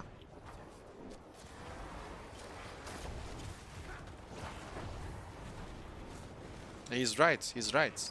I mean, he's right in what he says. I agree with him. Because You know, what he says is logical. Logical, very logical. Because right now, if you look, this is season 10. 10 seasons. If I ask the audience right now, your favorite seasons, chat.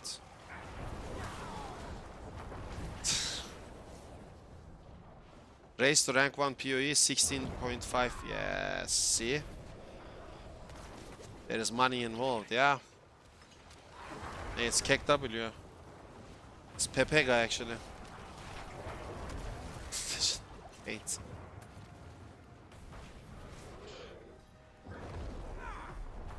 Yeah, it's actually true, Vega, true.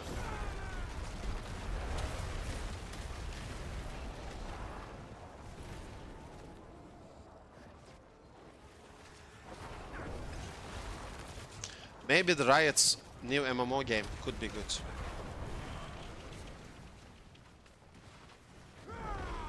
I'm thinking, but like, I don't know. I feel like this game has so much potential, like, and it's actually being wasted, you know?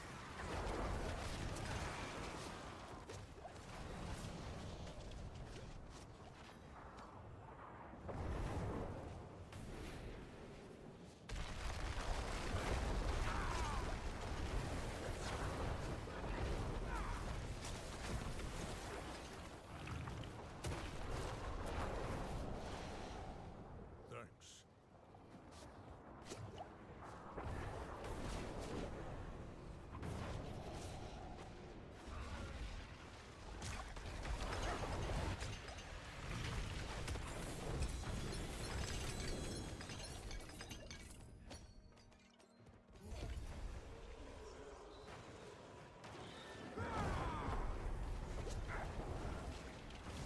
Yeah, season 1, season 4 was actually good. I agree. I agree. After season 4, it's maybe season 5 was good as well. Infernal Hordes, you know, like newly Infernal Hordes. Like, for example, one of my favorite seasons is season 5, I would say, because of the Infernal Hordes, Pits, Gauntlet, all of them together in season 5. But no, I agree. Like, after season 4, season 5 actually went down like crazy. Actually went down like crazy. Yo, Philip Birdsong, what's up? Welcome, welcome.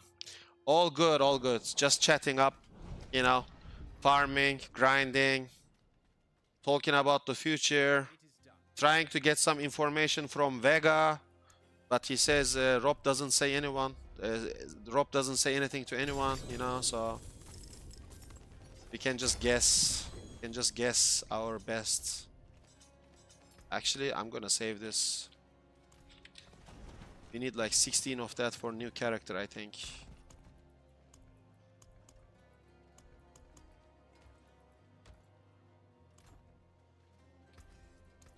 My hammer sings on your return. You like season 3 loot? Yeah, see? A lot of... What year do you bet for Diablo 5 release?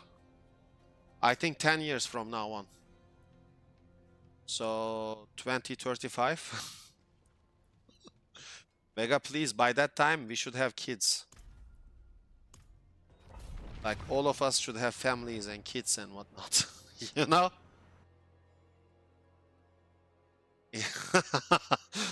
So, I don't know, bro. But definitely 10 years from now on, I think.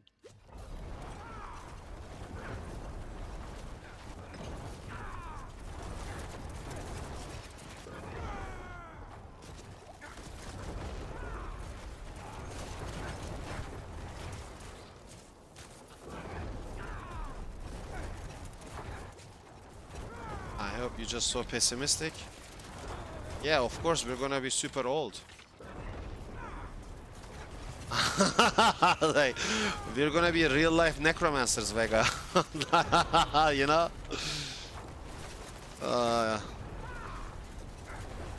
What do you think? What do you think? You're gonna... when do you think Diablo 5 is coming, Vega?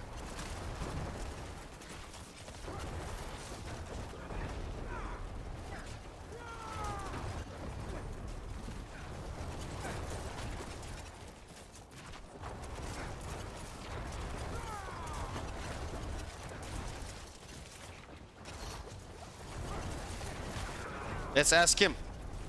Vega is teammates with Rob, so you know, maybe he knows something. No, I'm joking, by the way, guys. 2030. Wow, in 5 years. Very optimistic. Very optimistic. But hopefully, I hope you're right. I hope you're right. I hope you're right. Oh, yeah.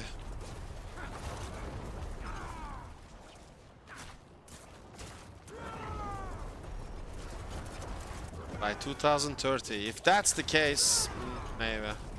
But imagine people are already bored of Diablo 4. They're actually waiting for Diablo 5, bro. That's actually sad. Really sad, actually. Like, to even think about this is sad, actually.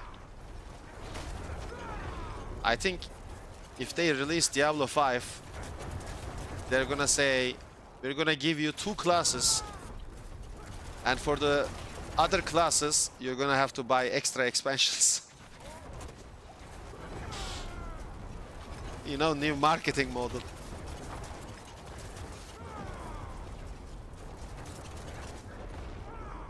So Vega has a logic. He says it's because Microsoft releases their big franchises once every 4 to 6 years, he says.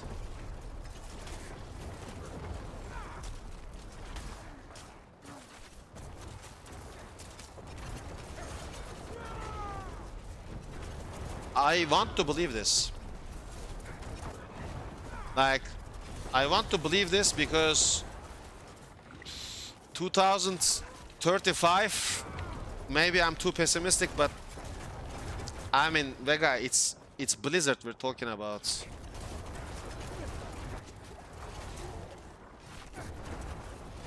But hopefully you're right. I wanna believe you're right, so.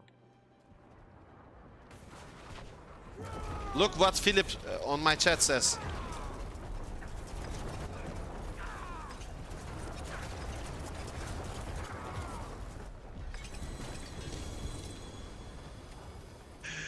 Diablo 5 is gonna be made by AI and it's coming in 2 years.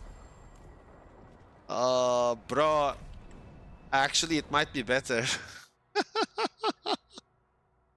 It might be better if it's made by AI. Not gonna lie.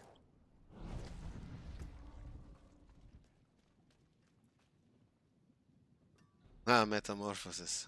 Our favorite aspect for necromancers. Like, legit, it might actually be better. Like, look, bro. Okay, I'm gonna like look at that. What Vega is saying. Looking on D4 now, I can say all developers are already working on D4, or we don't have a chance for good D5. Oh, man. Oh, this is hilarious. Like, okay. Wait. I want to actually look. It's 56 days, I think. Because we already looked like 20 minutes ago. 56 days. Okay, so by looking on this logic, one patch, one seasonal patch is 3 months for the studio. This studio takes 3 months to bring these. It takes, like, they have coded all of this. So it takes around 3 months for this work to be released. And these items and sets and whatnot. Now, they are gonna build Diablo 5 from the ground up. Look what Vega is saying. Look, I mean, all they did for 2+ years seems very, very far from D2 level. I mean,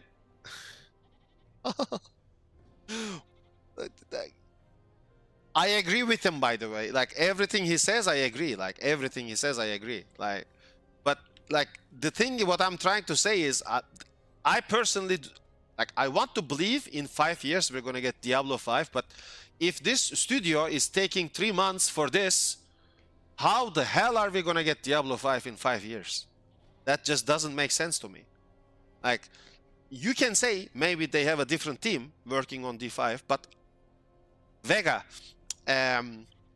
we can go and look at job openings from Blizzard's website. We can go and look at job openings. There is no position.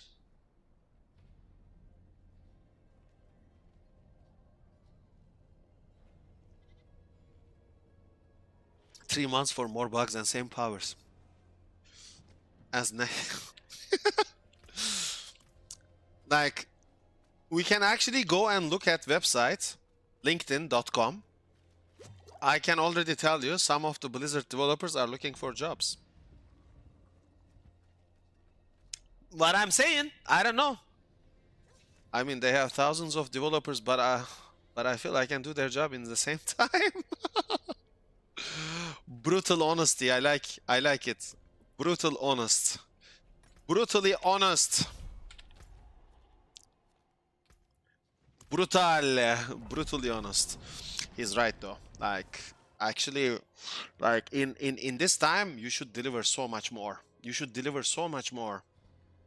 Because this content is supposed to be what we pay for the expansion as well. And it's just the same type of thing, just colored in different, like painted in different colors. One season it's green, the other season is purple. Then it's, excuse me, then it's red, then it's blue. Like, yo, like it's the same thing, different paint. You know, same horse, different paint.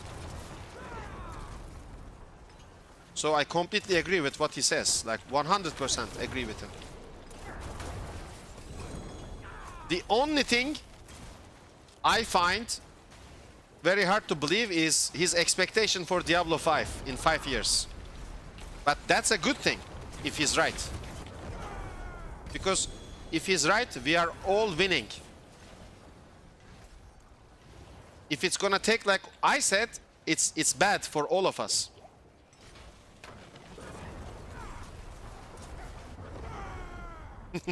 So I want to believe him. You know, I want to believe Vega.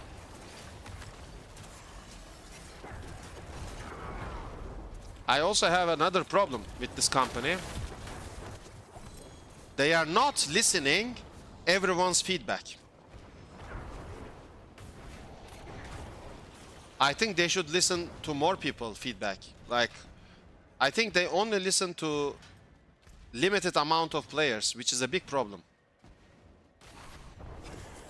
Because some of these players have no idea about certain classes.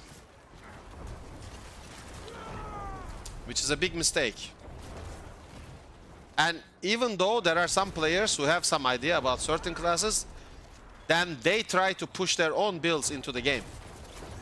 Which is not good for everyone. You know, then you have to play their builds all the time. Which is something I don't like.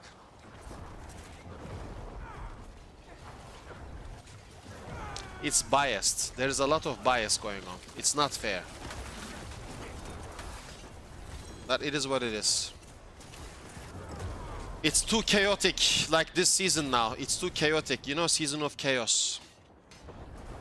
Yeah, Vega still likes to play for 1 or 2 days. Zoso, welcome to the chat. I mean, I try to watch you, Vega, all the time. You know, like, I try my best to watch you on Twitch. When I'm on Twitch, when I'm not streaming, I try to watch you, so...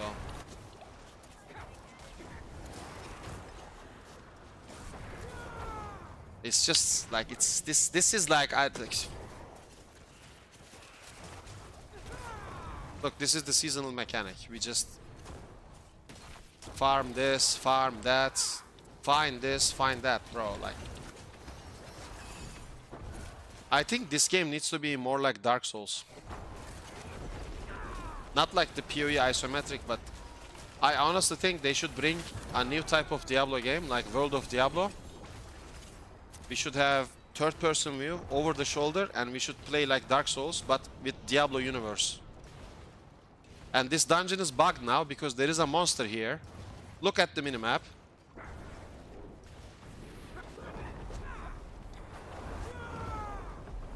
This dungeon is bugged. Wait, maybe if I kill these, maybe we can fix. Maybe he changes. Okay, good. It's actually fixed because of the event. Think I can manage from here. Of course it is Giga. In season 1? Bro, imagine in season 1, Vega. Vega, do you remember in season 0, Vega? Season 0, someone found Harlequin Crest, Shaco. Do you remember this? In season 0.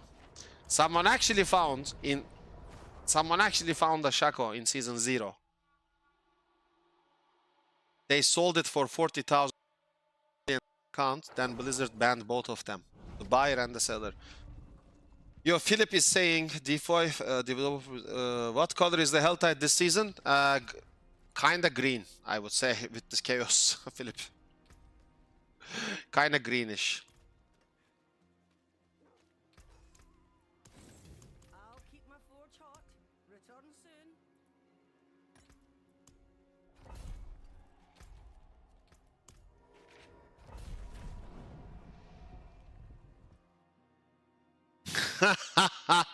I remember $40,000. But maybe I remember wrong. But they couldn't trade the item, so they had to sell the entire account.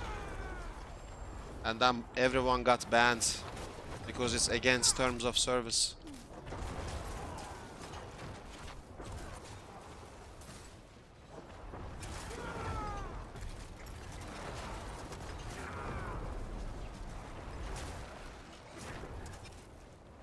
The biggest problem of this game is everything is dependent on RNG and grind. I think we need more things that depend on player skill and high scores, so that the skilled players can actually gain everything faster.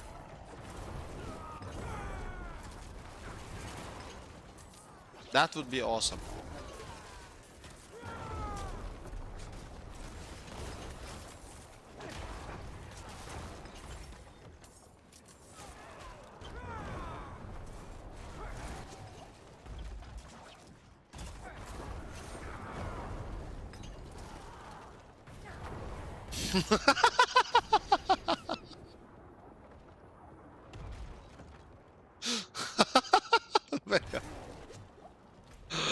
Vega with brutal honesty.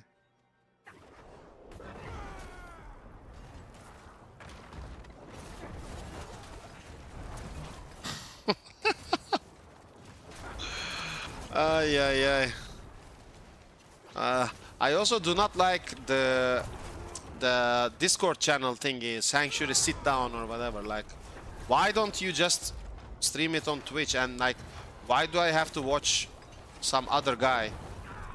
Like, every time it's a different guy streaming. Like, now it's Riker, it's okay. I watch Riker, I like him.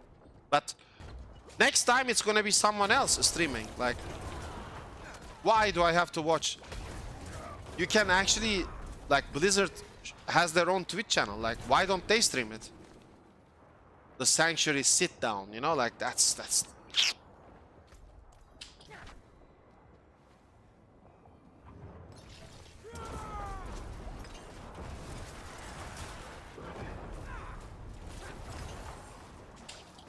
too many things to fix, my friend. Too many things to fix.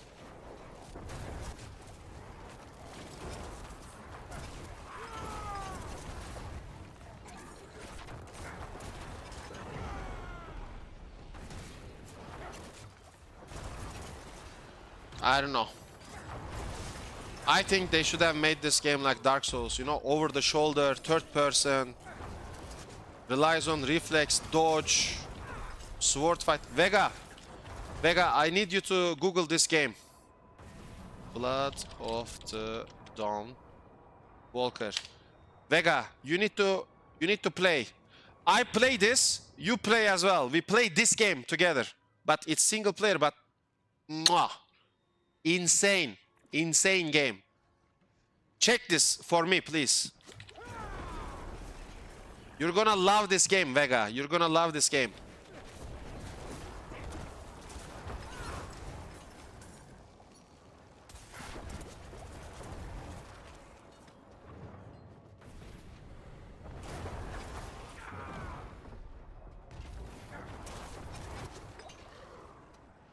Insane game.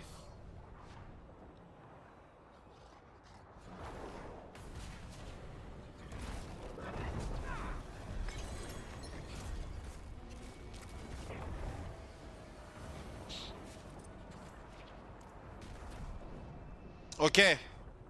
But check it. Take care, bro. I go soon. I go to work soon. I go to sleep soon. See you later. See you, bro. See you. See you.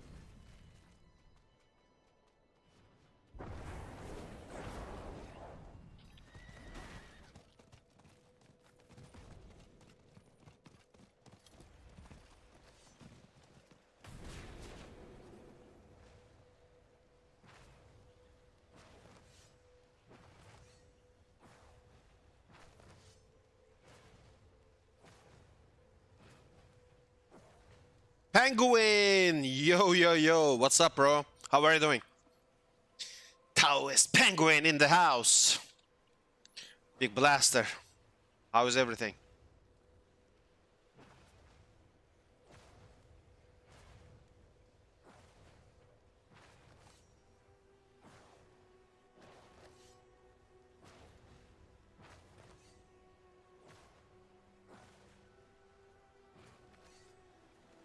Nice, nice. I'm trying to chill as well. Farming this is disgusting. Like, Veiled Crystal and Forgotten Souls, bro. That's my life right there. So that maybe I can triple masterwork this or whatever. You know, like it's... Yeah. So boring.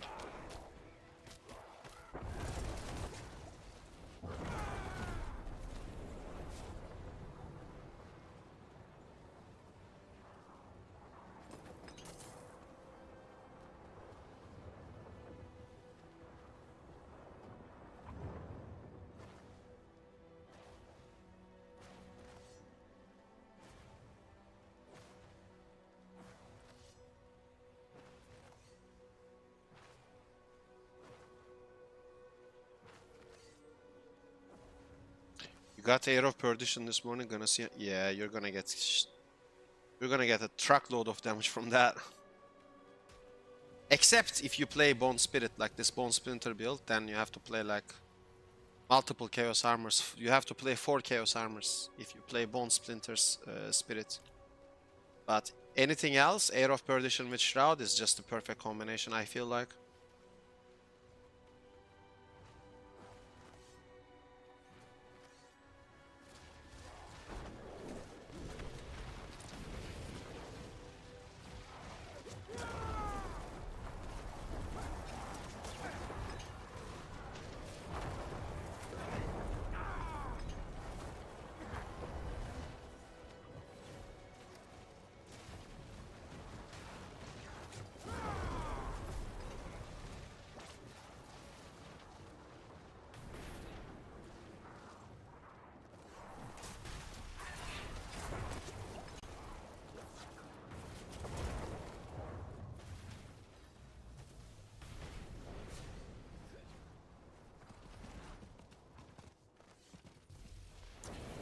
Still playing and enjoying your golem, though I did get a nice hand. Oof. Why don't you try, Penguin, why don't you try the Reapy boys? You know, the Reap Warriors?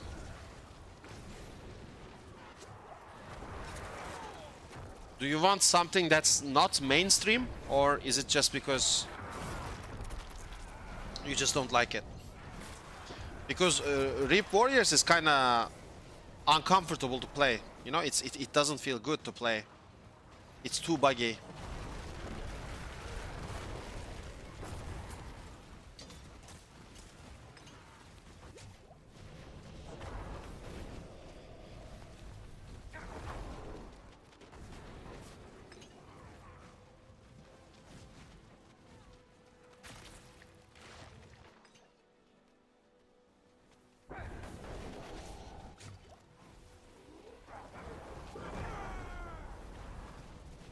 Yeah, okay. But you can actually consider Rip Warriors as the kinda... I mean, the meta is Shattered Spirit, right? The Bone Spirit Necromancer, that's the meta for sure. So right now, I would say the Rip Warriors is like second place build, I would say, with Shadow Blight. But at the same time, it's super uncomfortable to play, so I see your point. I think you should play Golem Storm. I think that's the true beautiful build that we all dream of. Having multiple Bone Storms, like 10 around you, 10 around the Golem, and then on top, having Unstoppable and Summons at the same time. Like, that's the Necromancer's dream, innit?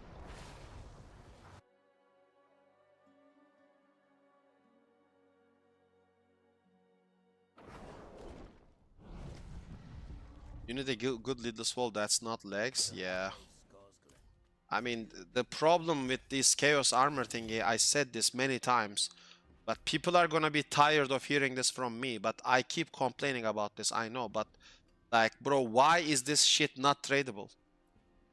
Why can't we trade this gear? It's gonna be deleted in 3 months, like, who cares? Like, this season is over in 56 days, man. Like, it's literally over in 56 days. Who cares if we can trade or not? In 56 days, these are gone anyway. It's actually like, it doesn't make sense to me. Like, for real, it doesn't make sense at all.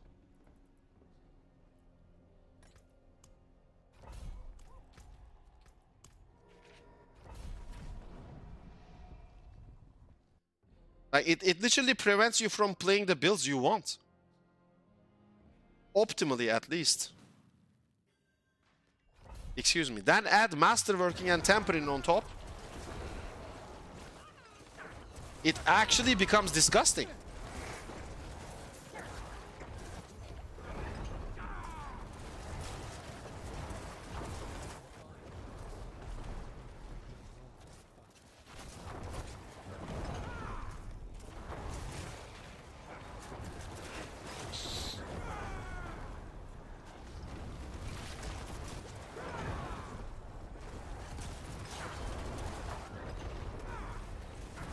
You got Quadruple J, Black River. Oof. Congratulations. Congratulations. Anything with 4 great graphics is something to be proud of. No, it's a good sign.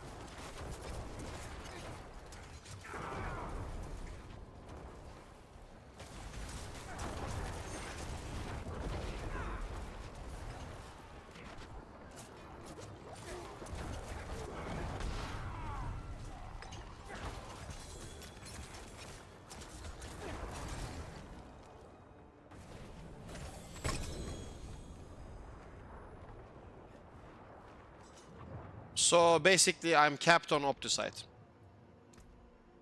I'm not captain Opticite. I am capped on Opticite. I am not Captain Opticite. That's different. Captain Opticite is someone else, not me.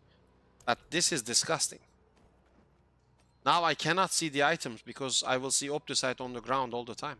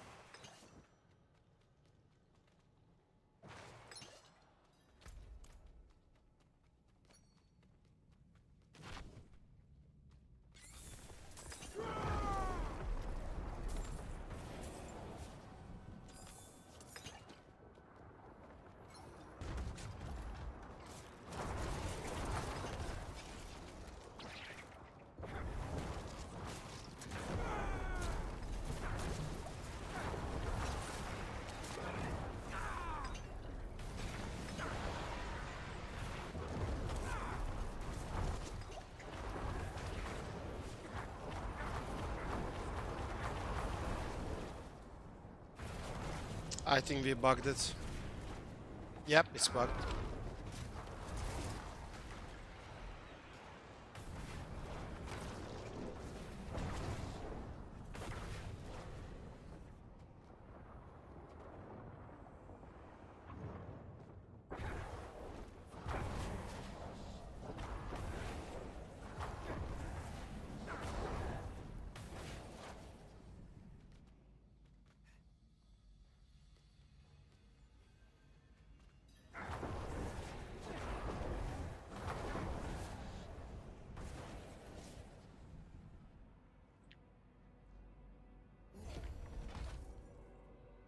Yes. Yes, Penguin.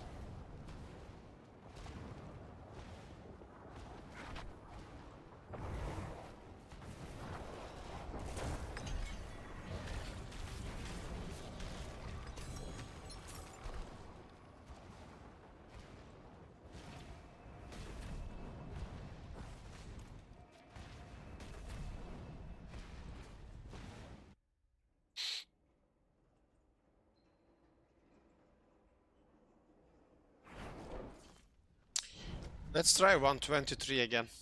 I cleared it earlier today, but I wanna try again.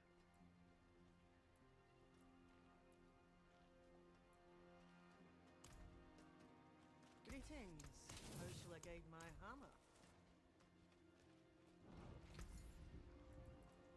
Hello, shining. Not a bad shape. Hello, shining beauty. Well, Vasily's ghost. I had that in my bag.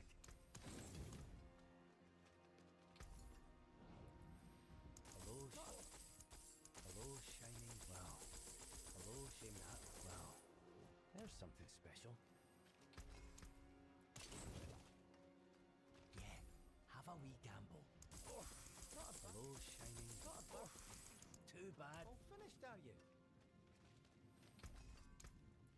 What's left, you ask? See some steel you need?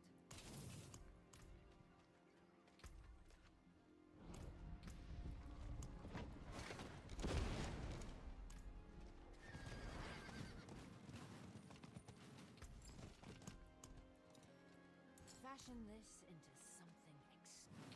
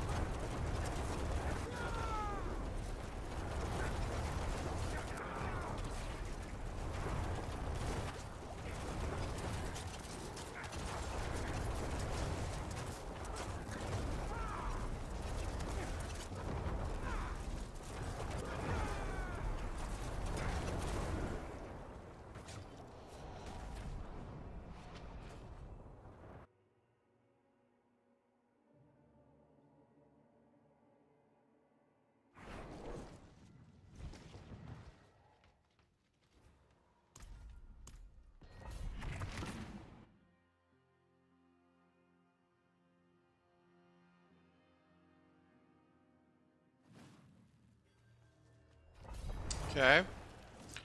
So just for testing, nah, it's demons, it's not good.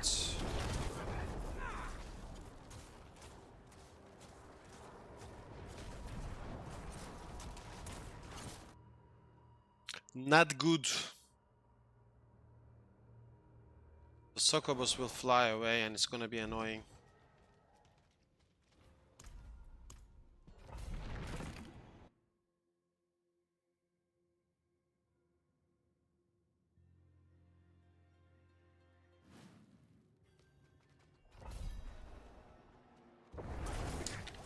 Demons again, bruh. Fix this. Werewolves and humans are OP.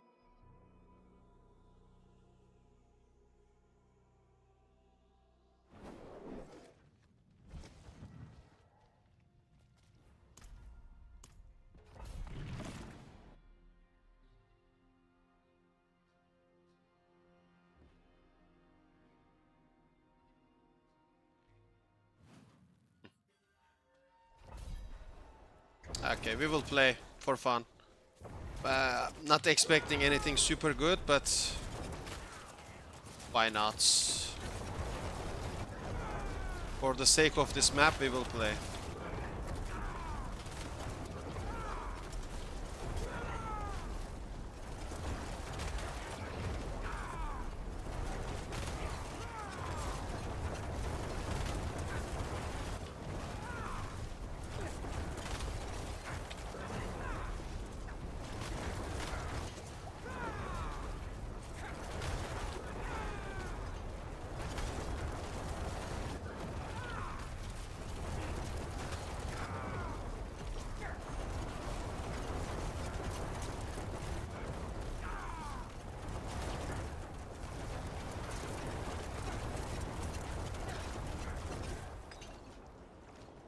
That's not too bad, but the monster families actually are not ideal.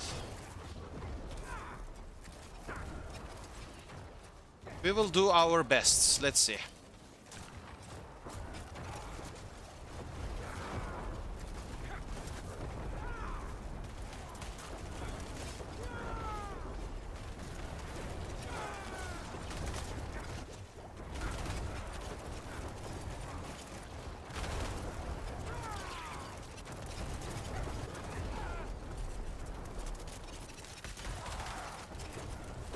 It's lagging like crazy.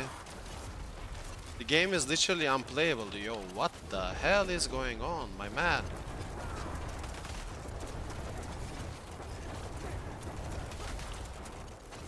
I can't play the game. It's unplayable right now.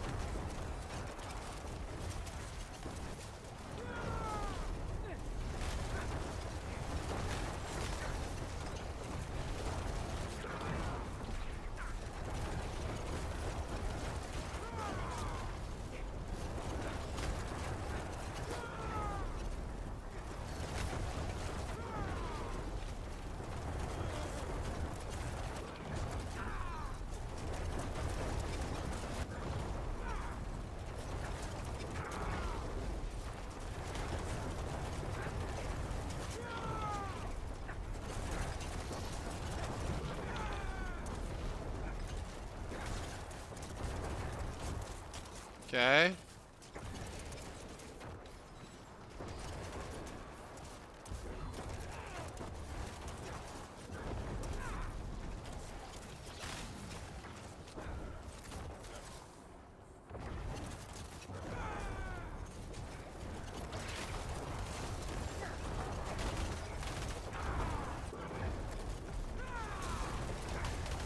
Why is this game lagging so much? It's actually unplayable. What's going on?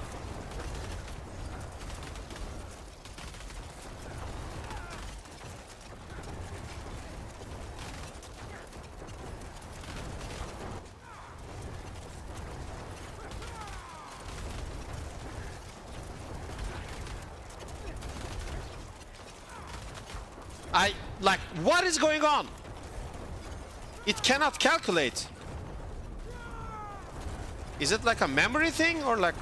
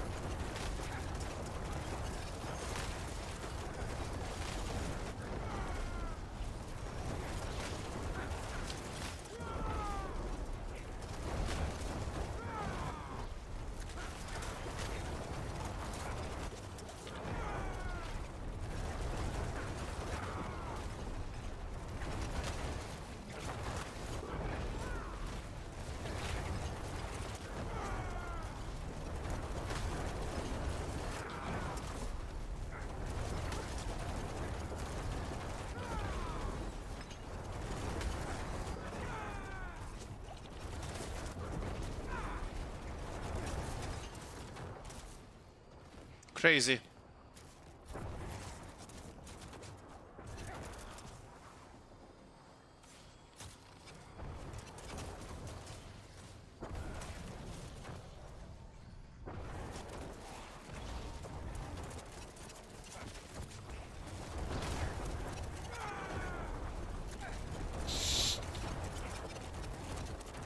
What is this? I can't. Look. I can't play the game.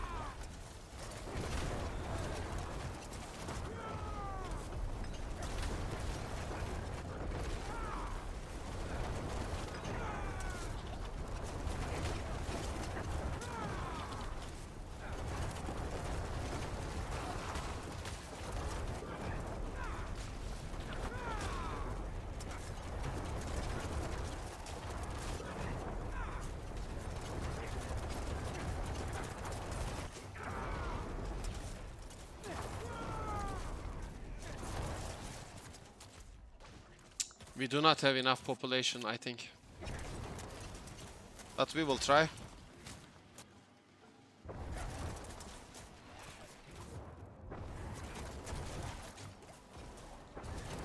No, no, no, no, no, no, don't run away. We need you.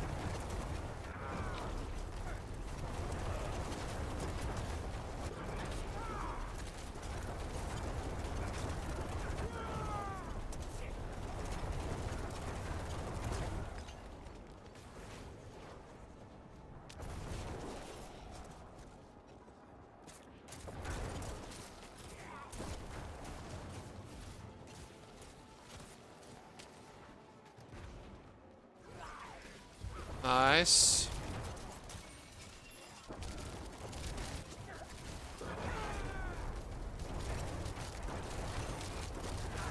Don't lag now. Ah, it's lagging already.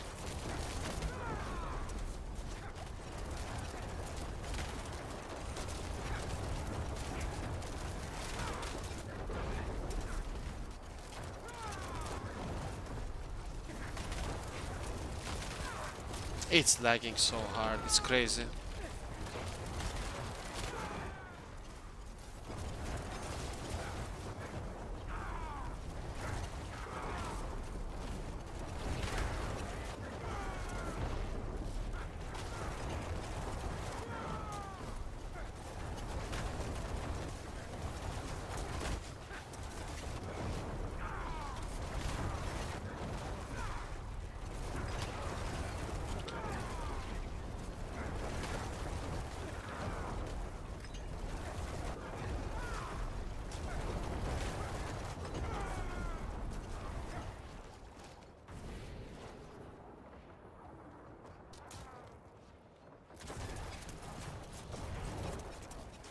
Okay. If they follow into this, this is good. Okay, I think we have everything here. Good. It's a nice pull.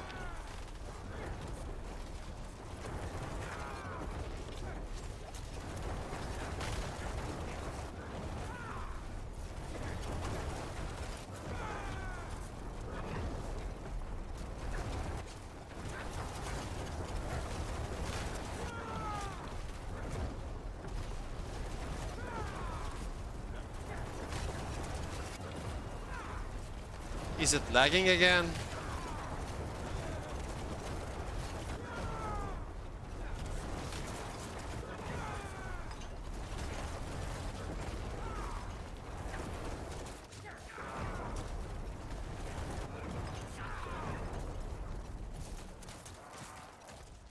Hopefully we get some packs here, okay. Okay, these should be fine.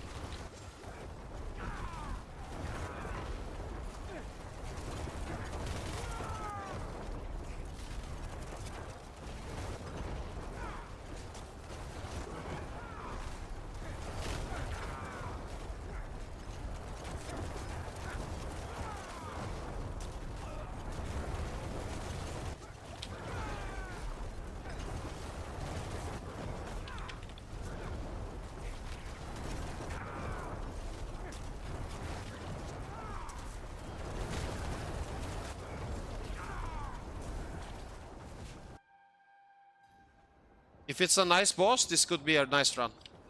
Not bad. I think. We shall see.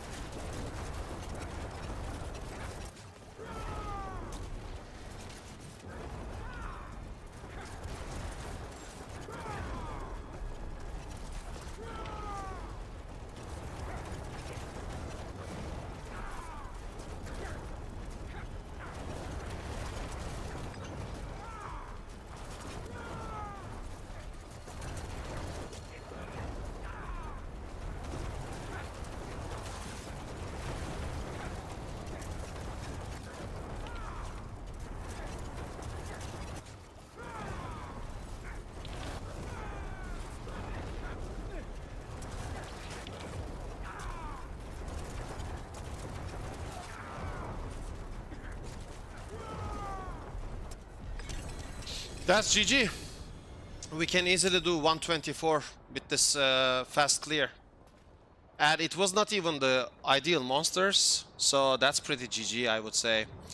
But the game lags, so against the game lagging, I don't know what to do. The gear is definitely far from perfect. I mean, Myers, thank you so much for the gift. Myers, thank you so much for the gift. But aside from that, like, I think I was lucky with this. But for example, the wall could have been better with cooldown reduction GA on top. Crown of Lucion could be cooldown reduction GA. Gospel could have extra intelligence GA, you know, like there is a lot of stuff that is missing. Of course, my masterworks are not even ideal in some of the parts of my gear. The masterworks are also lacking, but we're still blasting. 123 is down, 124 is definitely looking doable, and I will keep pushing this build to the max. See you in the next one. Take care. So that's gonna go to YouTube now.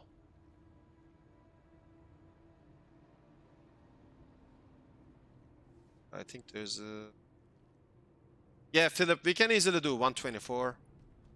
That's not the case right now. Like,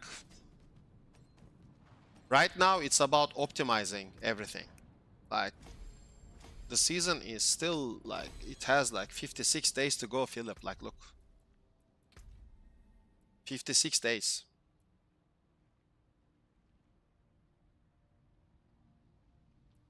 Did anyone look at the timer? When we killed the boss? I think we had like 1 minute 50 seconds remaining or something like that. So if anyone had a look at the timer, could you please let me know how much time we had left?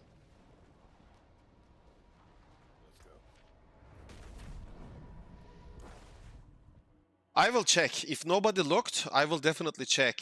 But I think it was around 2 minutes to 150. Which means we can do 124 with this power level. I forge more than horseshoes and So we nails. can definitely do 124, you know, with a good map and everything. Of course, I will try masterworking because instead of like, okay, so we have double masterwork proc on bone splinters projectiles to cast twice. If this was triple, would have been insane.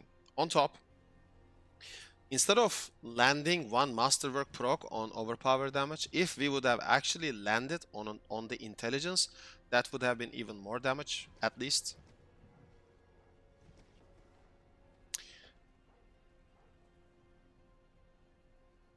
This ring needs to be great graphics attack speed, and this ring needs to be great graphics intelligence. So we're missing that as well. Here, I think instead of +5 to evolution, I think I want gloom.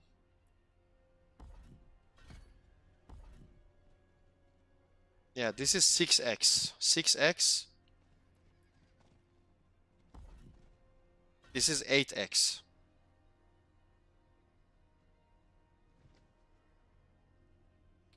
Yeah, I have 9.7 billion gold.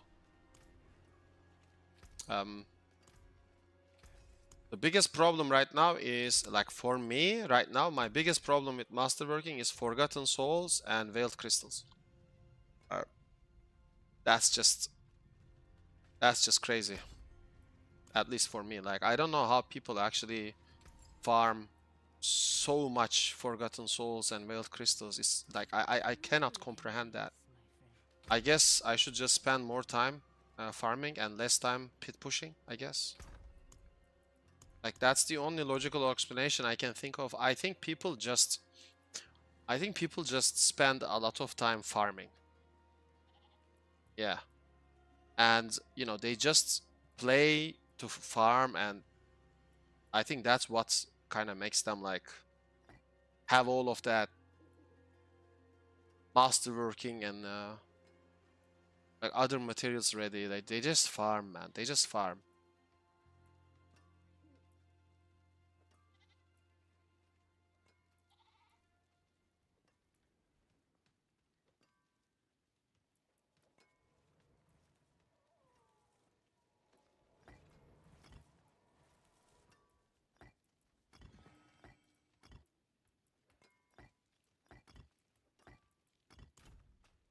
I think they just farm. Yeah. I think there is another good way to farm. Like if you... Oh, world boss.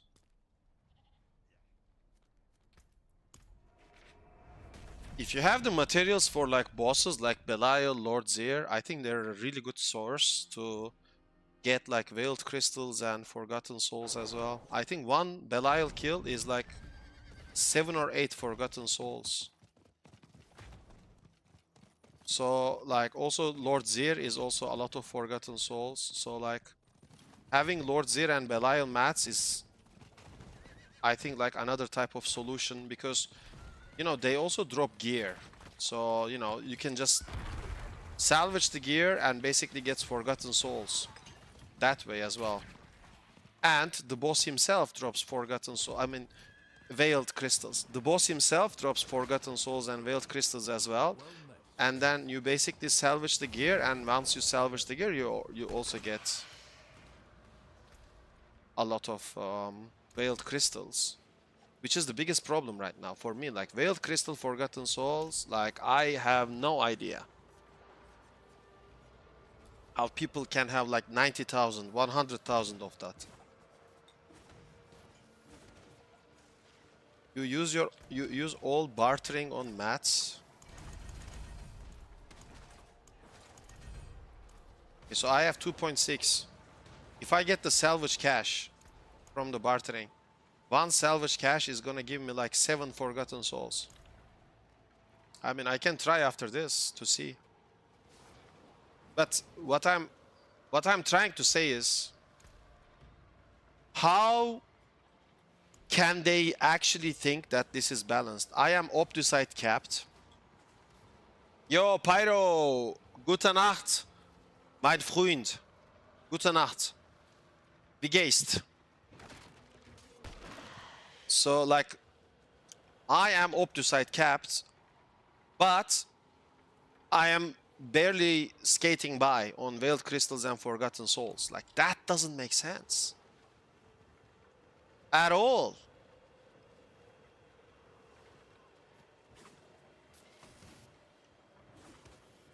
To salvage the cash, you get like 40 souls per cash. Okay, Philip, I will try. But still, 40 souls per cash is nothing. It's like, I don't know. I think Legion events should be, instead of dropping like 200 souls and 200 crystals, I think Legion events should be 1k per event. 1000 Veiled Crystals, 1000 Forgotten Souls, and I think each Belial or Lord Zir kill should be like 100 Forgotten Souls and 200 Veiled Crystals. I feel like. And Infernal Hordes, by the way, when you go to Infernal Hordes, the material chest, it does not drop Forgotten Souls. It should drop Veiled Crystal and Forgotten Souls as well. The material chest doesn't drop that.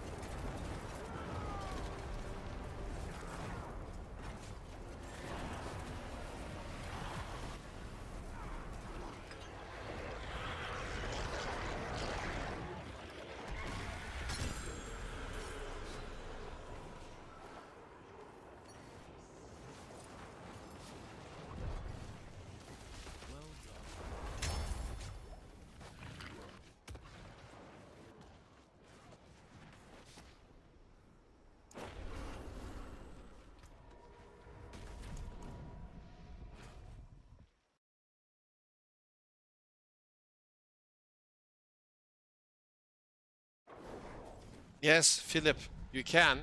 Um, my main argument is that these things are not efficient. It's too time consuming. Like, we can do all of these things, but still it's not enough, I would feel like. That makes sense.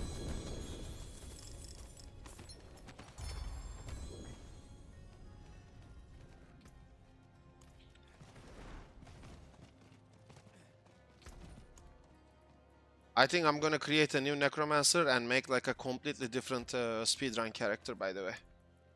That's why I'm saving those 3 of Whisper's caches.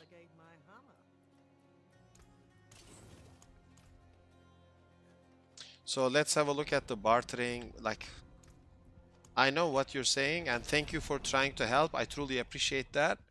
It's just, Philip, I think they need to buff Legion events and other events to grant us more Veiled Crystals and Forgotten Souls. That's what I'm thinking. But thank you for trying to help. I appreciate that, honestly. I've been practicing. Salvage cache. Salvage.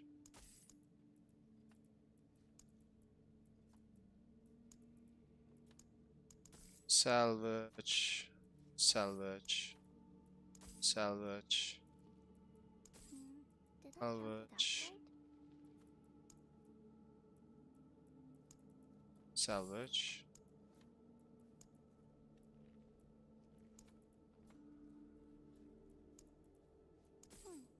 I like seeing what Papa's friends collect.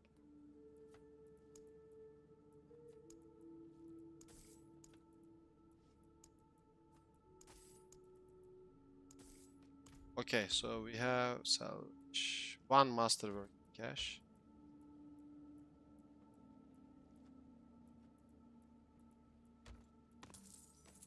Which is wasted.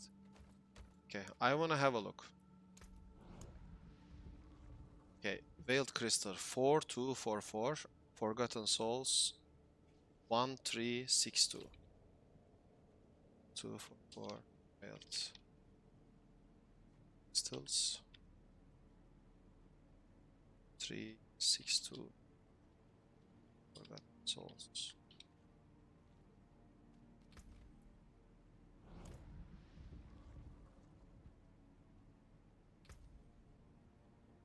One, 3, 5, 6, 7, 8, 9, 10, 11.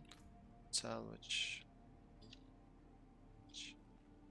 Material cache.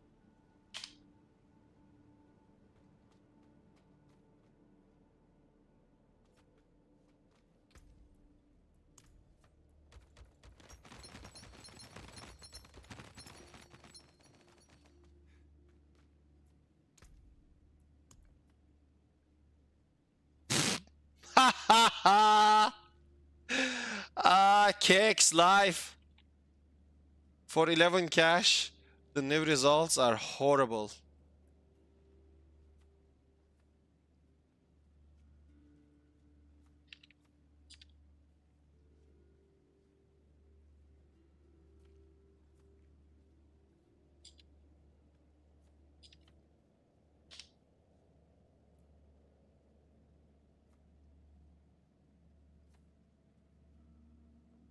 Yeah, I agree. I think Legion spamming is the only viable method. Like, this is a good alternative and everything, but bruh.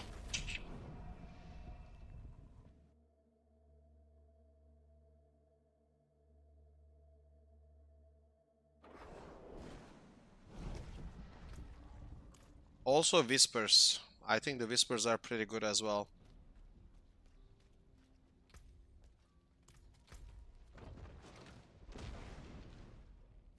But definitely Legion is the way. Like, we have to just spam Legions.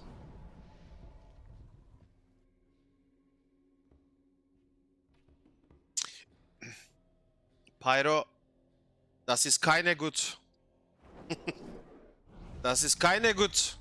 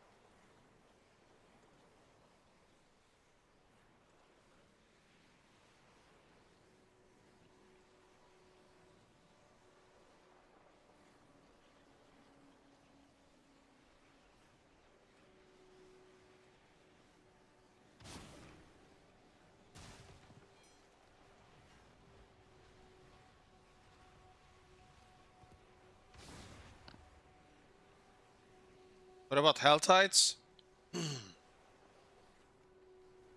Helltides. One Helltide chest is 7 Forgotten Souls. So it's better to spam boss. Because instead of working on Helltide chest, I can just spam boss, and one boss kill is like opening a Helltide chest.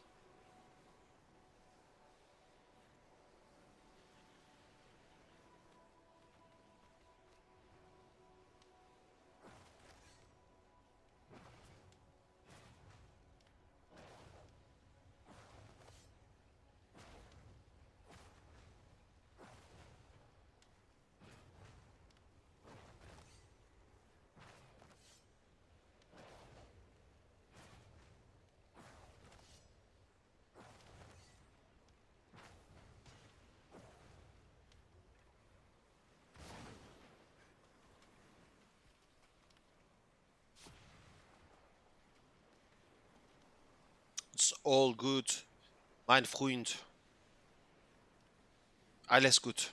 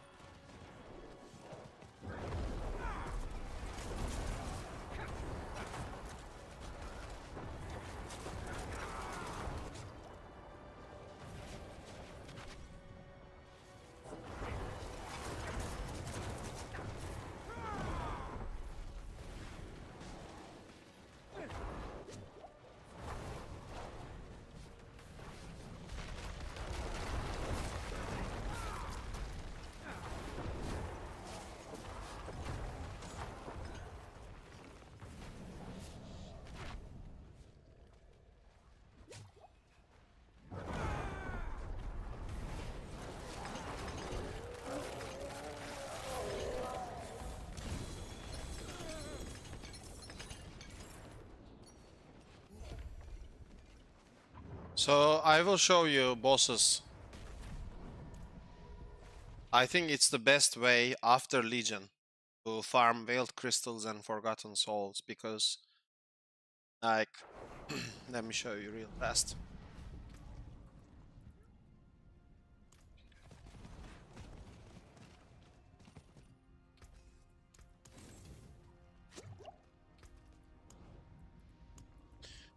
9832. I will get some Lord Zir mats. Let me grab these real fast. So this goes in, this comes out. Actually, only one.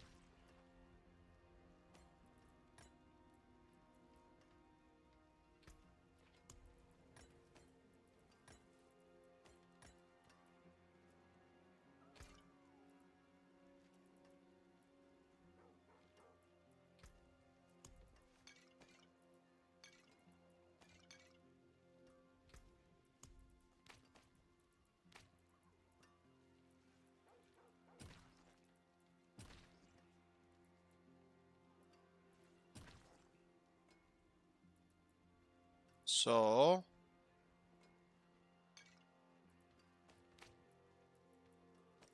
we have all of these now.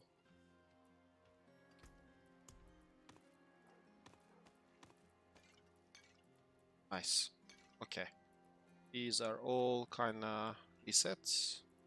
It's mats. Okay. 1, 2, 3. That's a lot of Lorzir mats, huh? Pyro says, I hate that we have such few options to color our Wanderer. If we could just make our own color combinations, patterns, or paint every single part of armor different.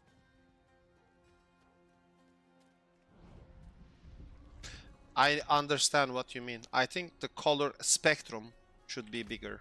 I agree. The color spectrum should be richer.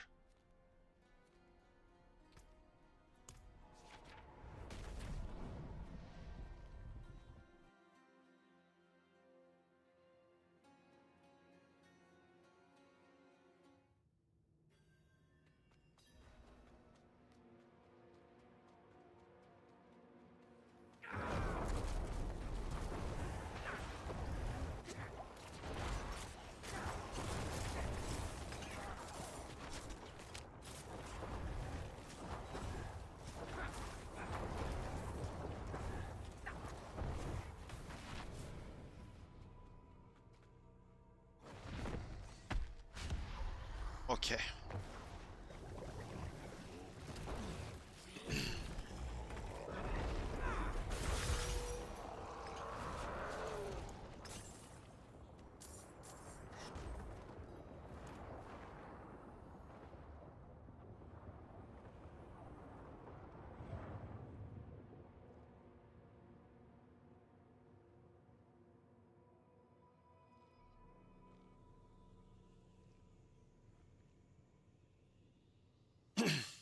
I'm testing right now.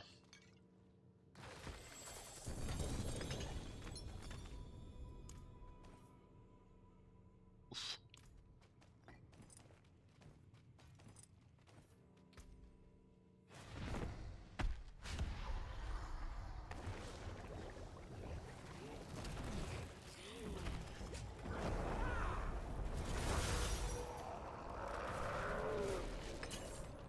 So we already get for free from boss.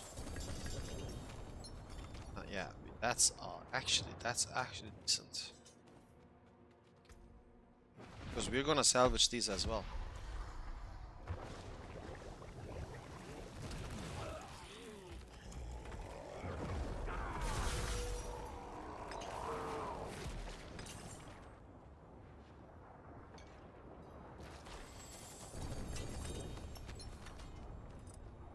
You get 60 veiled crystal per kill.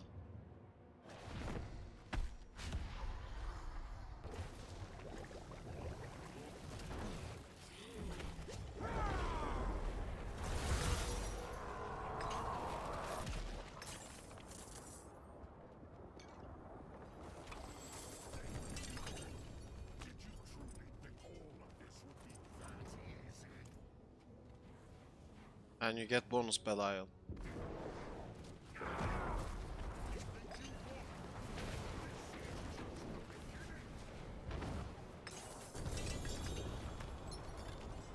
Yeah, that's actually good. Then we salvage all of this. Yes, if you get a mythic and some decent. I think the boss farming is still decent. I think it's just good because like you get a lot of materials for salvaging, and the bosses and the chests themselves also drop you mats, and you also get like Belial mats on top, which you can use for further, you know, pursuit of items. Like killing this boss by default gives you 2 veiled crystals, and then you get 60 from here, and 8 forgotten souls with tons of items. So you can do this until the next legion arrives, and basically you go to the next legion, and I think this way you can farm a lot of forgotten souls and veiled crystals, or you can actually chase whispers as well. The whisper rewards are actually decent source of veiled crystals and forgotten souls as well, I think.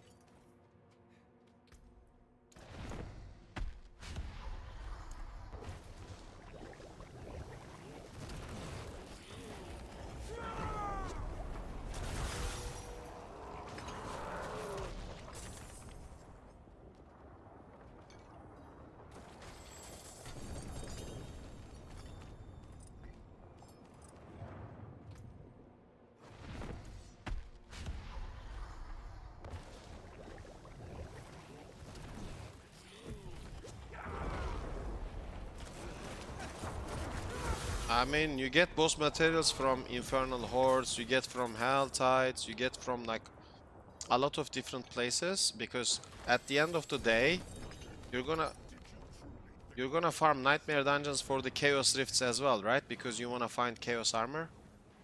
So you want the Seasonal Reputation thingy. The Seasonal Reputation board box, the reward, also drops mats. So once you combine all of that together, that actually becomes like a multiple faceted layered method of farming, because you're killing bosses, which provides you seasonal reputation. You're clearing nightmare dungeons, which provides you seasonal reputation.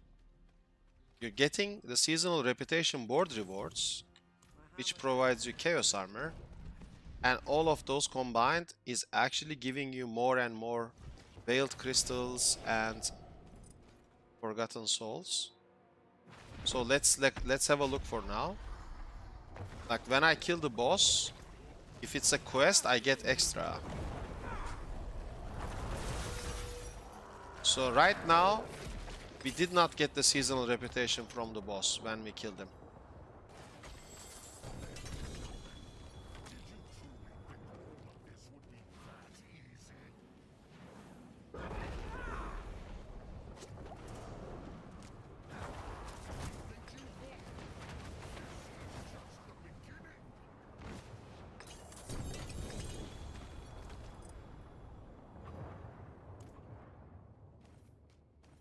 But we are getting chaos armor for free, so which is good.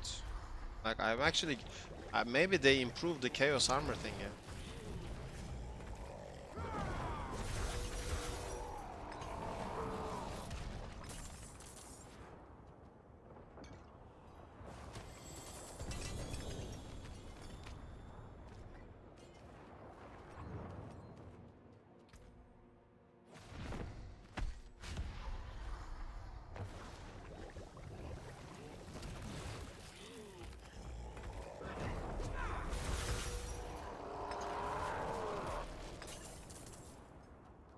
So basically,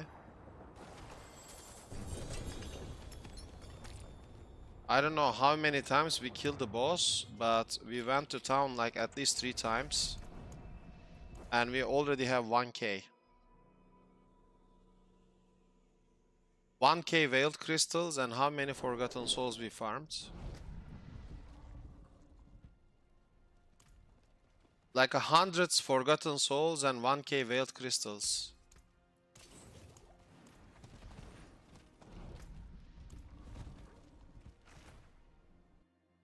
So basically, it's like a Legion event. Kinda.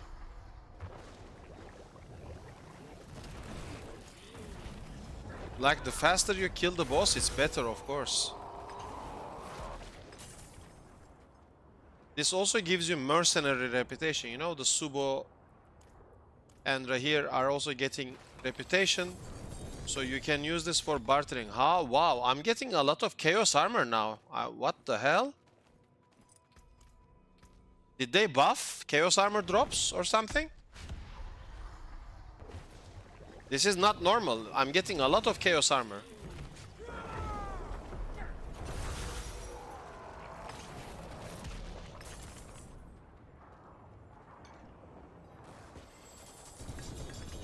What?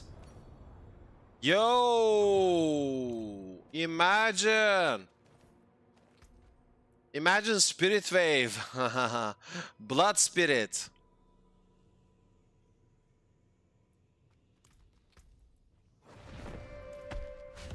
Yo, Boca69, thank you for the Twitch follow. Welcome, welcome, welcome.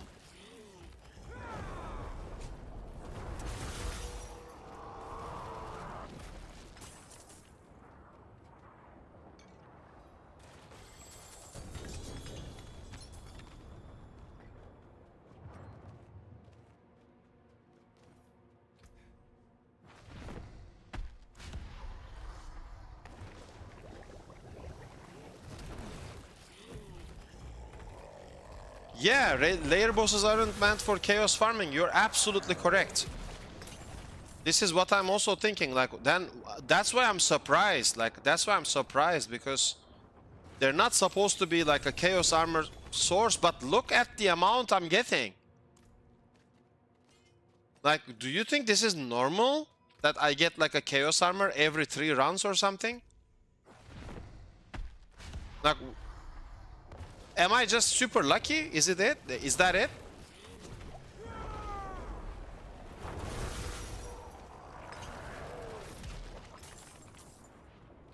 Like, I'm getting... Yeah, I think it's just luck, you think? So be it, like...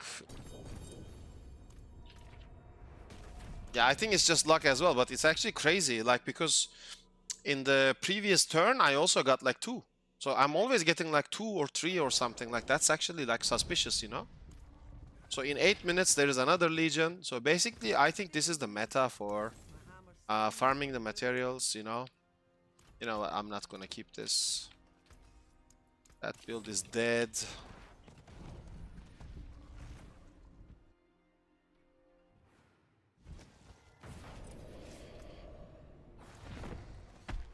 Streamer server.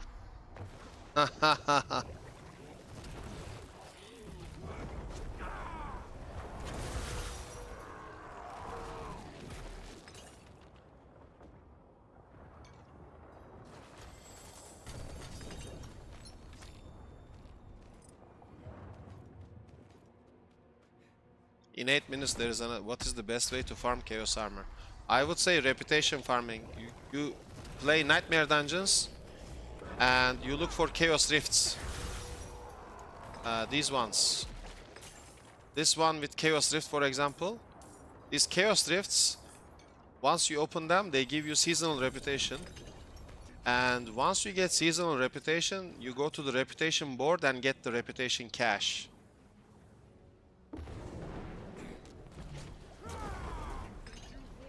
I think that's the best way.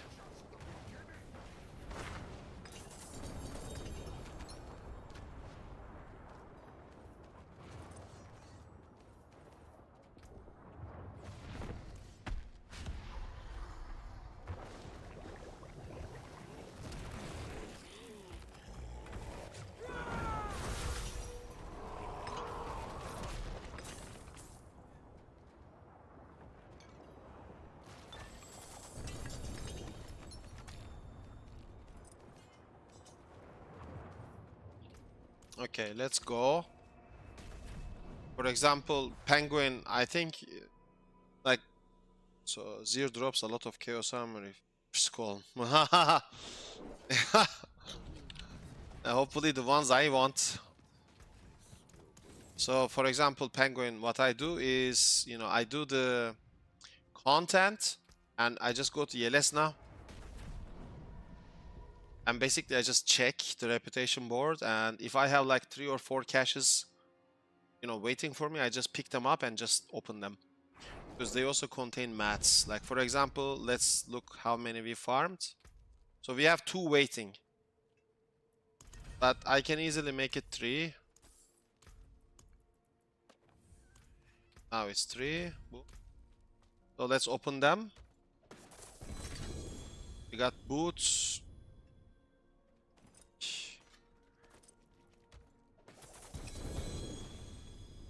We got gloves. Gospel! Interesting. Keep this. We might actually swap this around. It's always good to have alternatives. And then chest armor, flicker step, who cares? So basically, this is a good one because it's flexible now. For example, if I get like a quadruple gray graphics, like lidless wall on pants, I can put it here and put gospel here instead, or like vice versa, you know? It helps you to actually swap things around. Like, because maybe you get like a double GA item on one slot, but then maybe you'll get like a 4 GA, another chaos armor on the same slot, so you want to actually sacrifice that instead, you know? Like, the whole season is actually chaos, basically. So like I have multiple outs, if you know what I mean. I have multiple versions of the same items in different slots because you never know, you know, you never know what's going to happen, what's going to come around the corner. So I'm keeping a lot of alternative options, and I have to calculate all the time to swap these around, you know. Okay, Legion in 4 minutes. I want to see how much we farmed actually.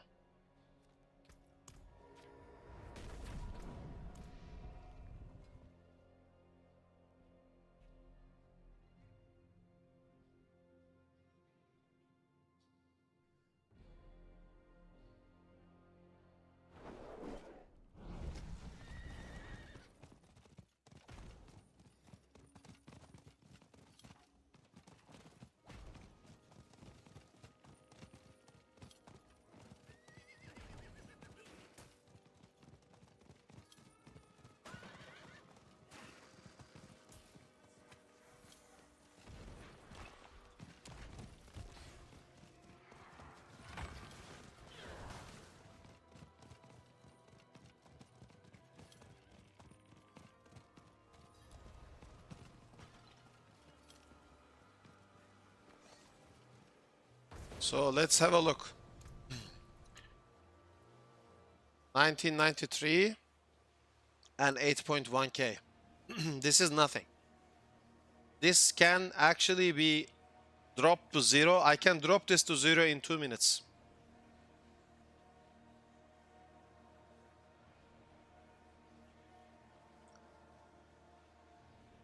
This amount is literally nothing.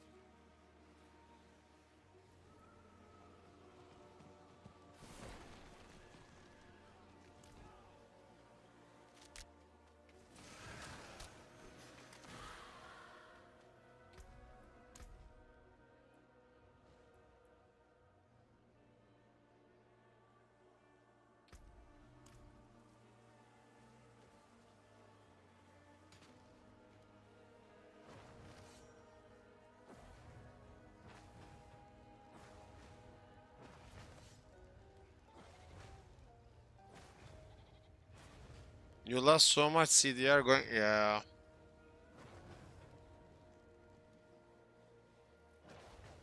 Shaco with CDR is insane. I think like 1.5 weeks ago or like 2 weeks ago, I think I got one Shaco dropped to me from Tribute of Ascendance with great graphics on cooldown, and I just salvaged it. I wish I had kept it so that I could use it with this build for speedrun.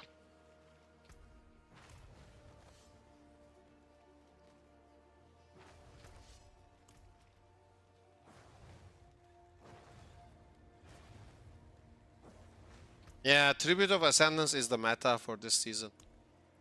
To get like the mythics.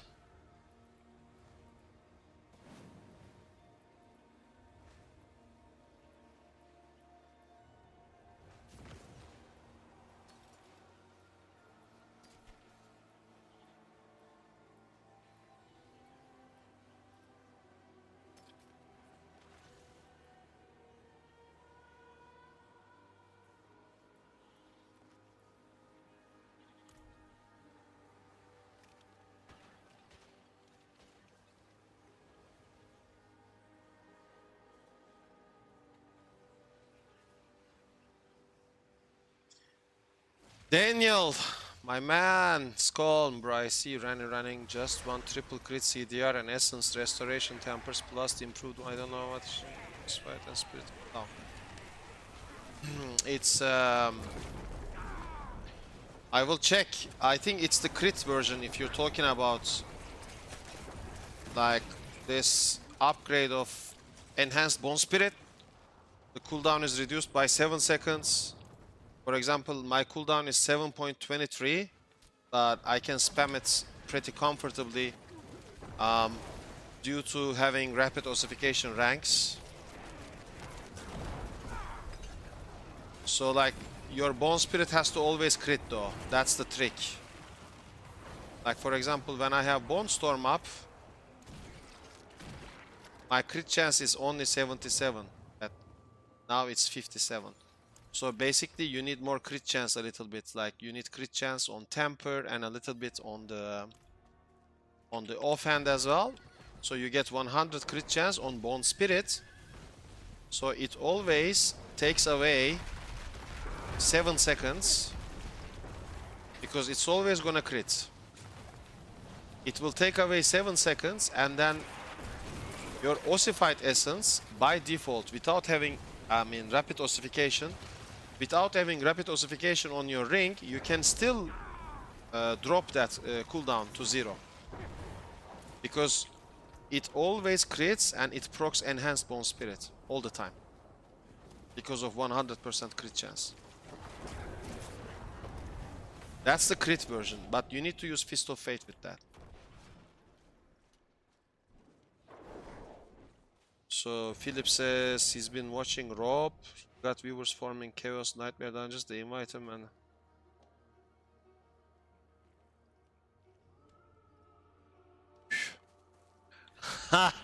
yeah, but guys, I mean, look, Rob is super popular. Like, Rob is kind of like, he's kind of like face of Diablo. Like, he's very popular. I like him. Obviously, you know, like, of course, he has a lot of viewers and people helping him. Like, he's not gonna have the same experience as I do or you do, you know, like, it's different. Like, it's different. So, like, never, ever compare your own experience to him, because, like, if he asks for an item or if he asks for something, like, there are a lot of thousands of people that want to help him, you know, like, it's different, which is a good thing as a community. It's something to be, it's something to achieve or like aim for, if you know what I mean. Like, it's a good motivational thing.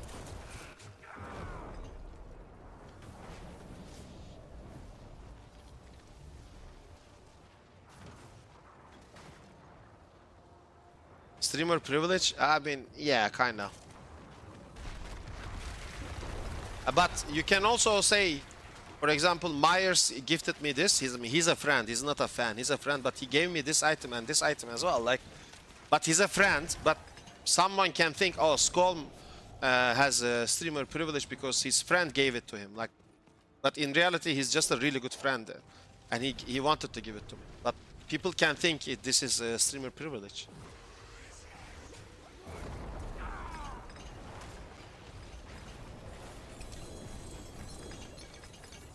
So like, you know, there are advantages and disadvantages to it.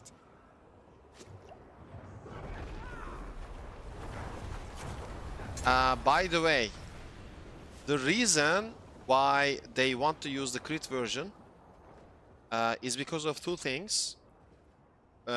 Number one, when you crit with Bone Spirit, you can actually play a little bit higher damage.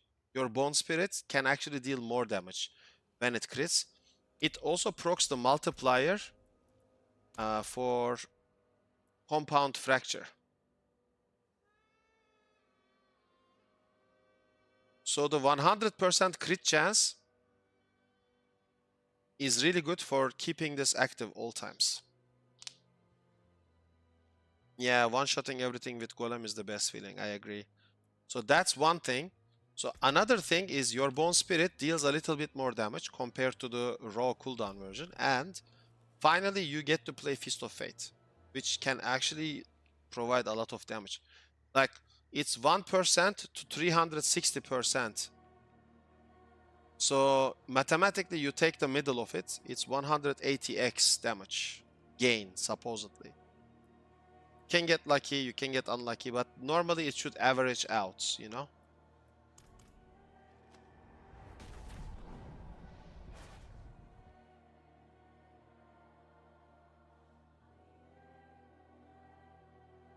The skeletons stop attacking sometimes, Penguin. Do you have a different version for speed farming and pushing?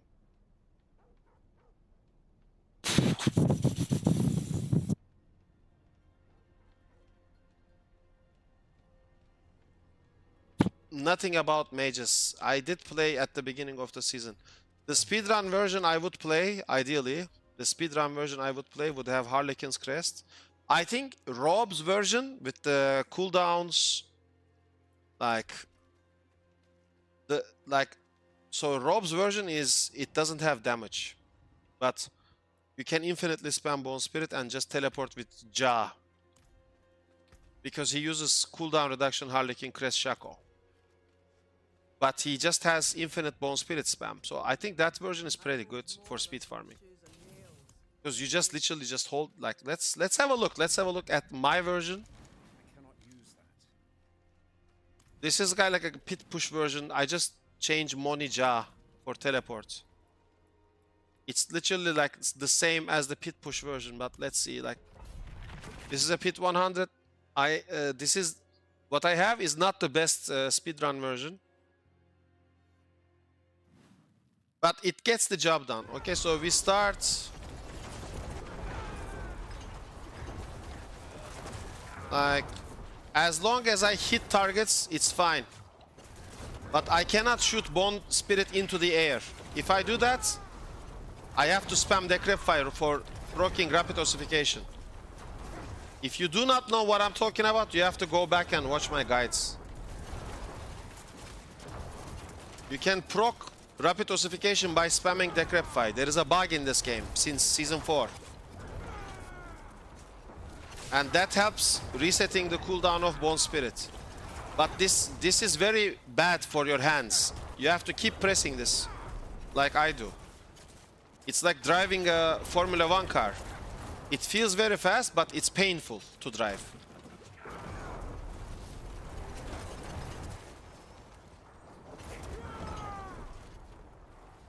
If that makes sense.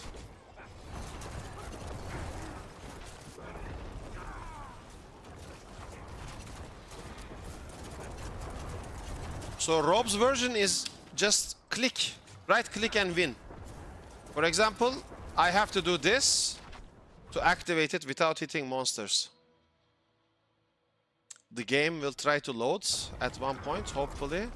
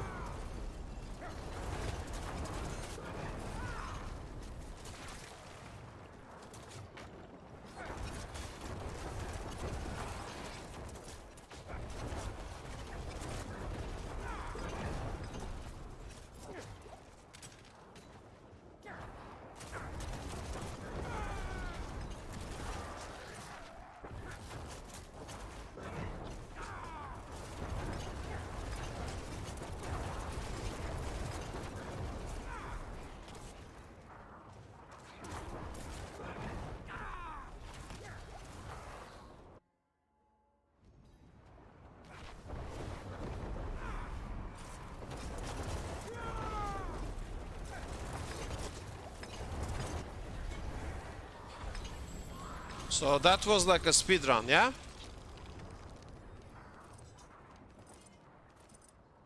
So we can speedrun pits 100 in like 2 minutes. You know, we can do it. Can we do it faster? Yes, if we have Shaco and etc. But we lose a lot of damage. So this one has damage, and you just need to play a little bit carefully, and you can actually speedrun with just changing the runes. That's it. Yeah, Fist of Fate. Like, these Chaos Armors are so painful to find. It's just crazy. I don't know what to say. I think it's a bad design. I think they should have been tradable. And I think that's a big missed opportunity for Blizzard not to make this tradable. Like, imagine actually spamming the Obol vendor and hoping for a Chaos Armor. That's actually so pathetic. Okay, so basically look at the Whispers. So when I turn this in, I want to have a look at my Veiled Crystals. It's 9k and I have 2.1k. Okay, 2.2k Forgotten, 9k Veiled Crystal.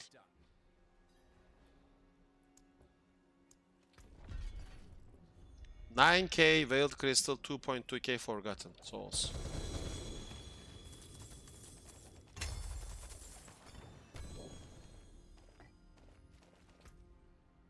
$9.2k. Yeah, that's like a 44. Yeah, it's not much.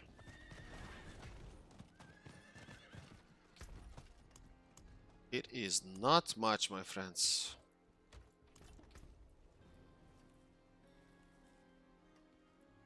I don't know, at some point I think when you level up your Tree of Whispers or something, you should start getting maximum aspects. So that you want to do them even more, you know, like, I think that would be a good motivation. Like, you level up like a passive thing, and like Riker's video, I think, had an idea like this. I think this could be very nice for farming more aspects.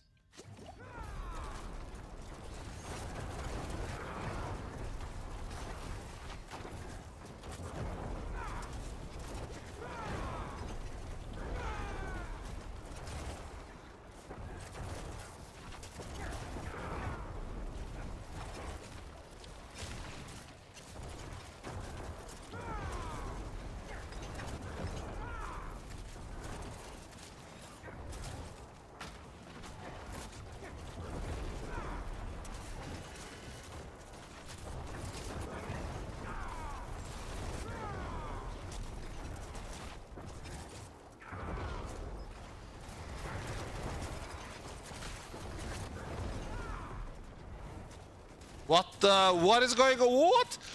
Am I bugged? What is that? That was crazy.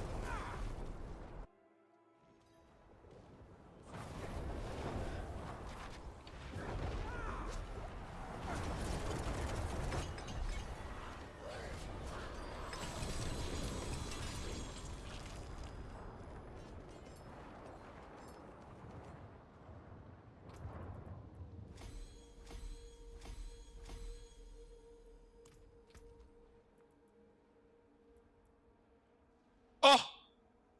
Does anyone need this? I can give it away. I got a 580 Shatter Spirit. I can give this away.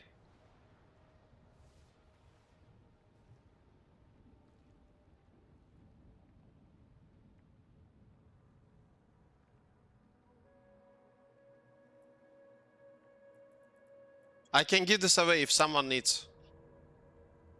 Yeah, Philip, it's fine. It's decent. It's not too bad.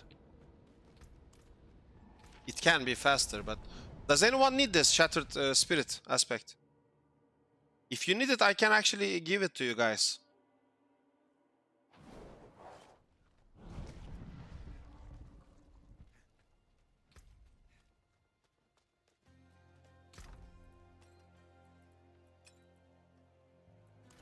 I forge more than horseshoes and nails. What do you need?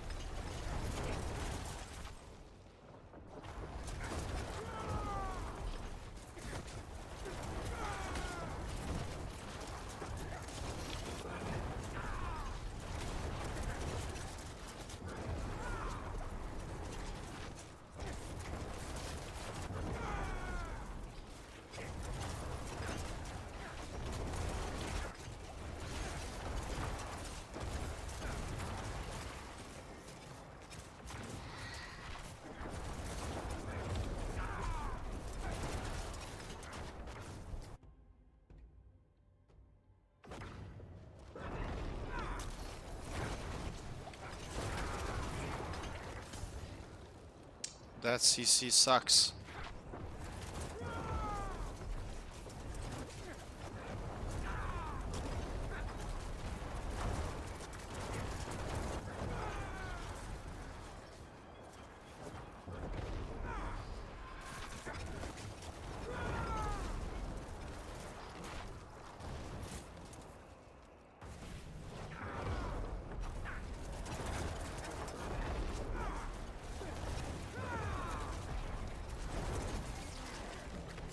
Nice, Rahir actually saved us.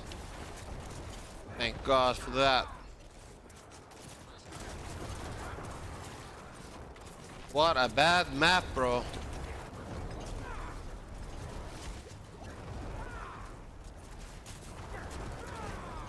Alright, alright, alright.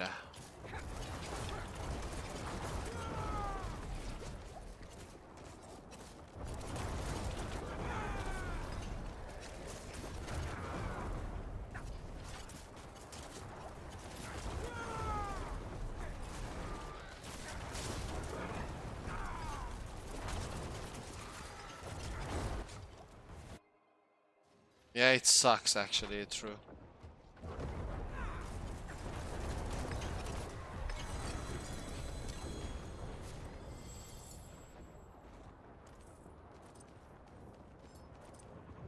I'm just doing this for aspect hunting as well, by the way. A lot of people are asking me how do I get like aspects or something. Pit farming is pretty good. Yeah, Blizzard should actually delete this map, and the one that's like the maggot infested cave, I think that should be deleted as well. I think they tried to get the Diablo 2 maggot lair vibes with that, but I think they majestically failed at that. Because maggot lair was tied to a quest, whereas that maggot lair in Diablo 4 is just a pit level, so you can just get out of it. Which doesn't make sense.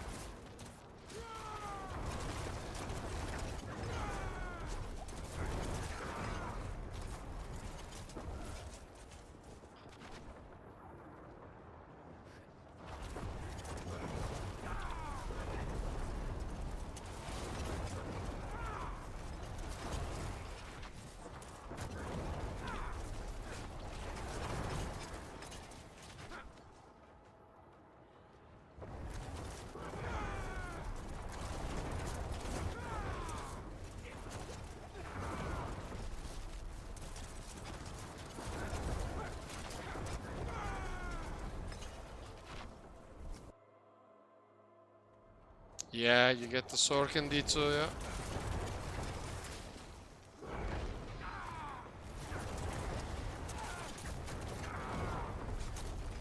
Bro, Maggot Lair as summon Necromancer in Diablo 2.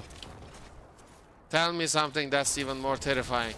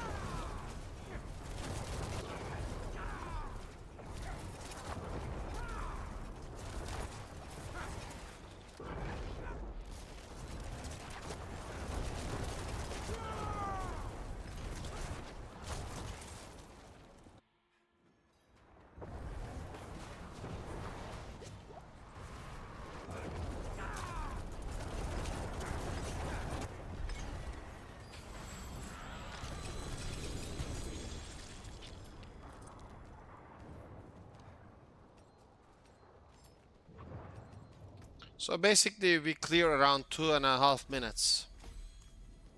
So it's not too bad, but definitely it can be faster. Yeah, that map cost me 1/3, yeah. Yeah, Sork could actually skip it with Tille. Hammer Paladin. Oh yeah, Hammer Paladins, the hammers would actually hit the walls and they wouldn't connect on the enemies, I remember. It was a scam, bro. It was a scam to play Hammer then. It was such a scam, I remember that actually.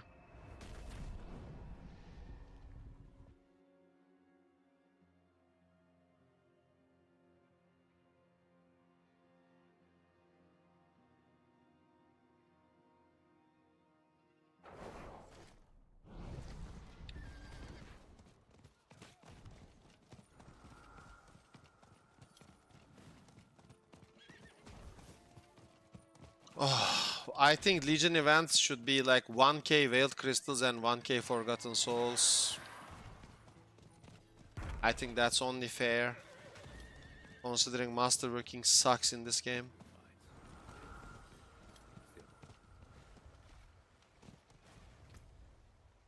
Like, we have been farming for so long and we're still like at 2.2 Forgotten Souls and shy of 10k Veiled Crystals.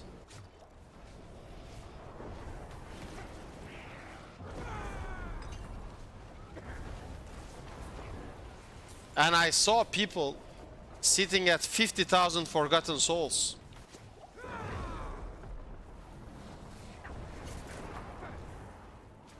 $50,000.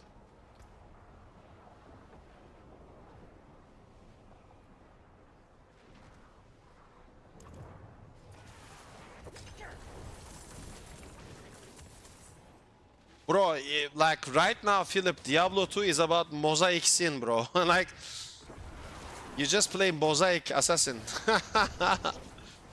That rune word is so OP, it's actually crazy.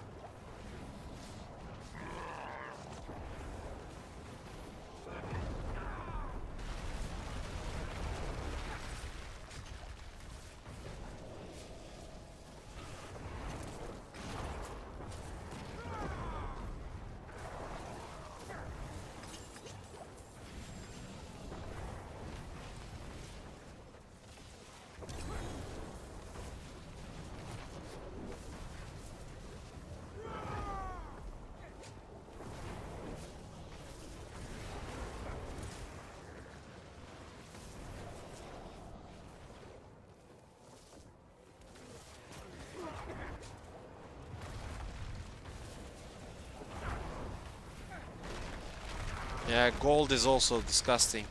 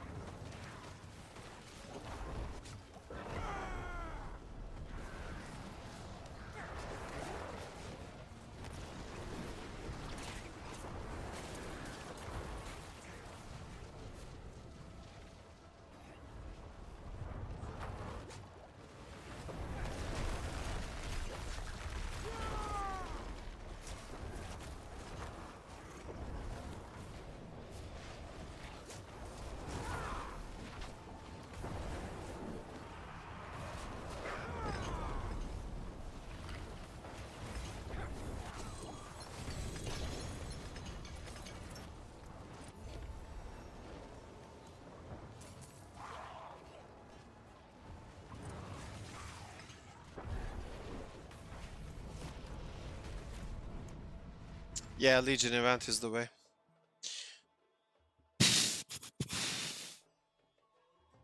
Yeah, Philip, you can't. Yeah, I mean, it's because a lot of players have quit playing the season. The interest in the season is actually waning because people are actually noticing that they cannot trade Chaos Armors.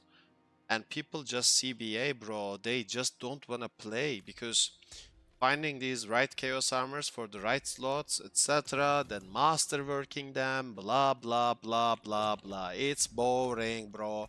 People wanna blast, people wanna play the game, people want dopamine. This game is not dopamine, it's grind, grind, grind, grind, grind. Not a bad back below, shining well. Shame that. Not a bad pull, that. So, like, they lose, they lose. This is like, I'm gonna tell you right now. In terms of season interest, have you seen the numbers on Steam? If you look at Diablo 4 Steam activity, it is the lowest in the history of Diablo 4. Like literally, if you just go to Google and type Diablo 4 Season 10 Steam numbers or Steam statistics, you can compare it to the previous seasons and you can just tell yourself, this season is a missed opportunity. All they had to do was to make Chaos Armor tradable.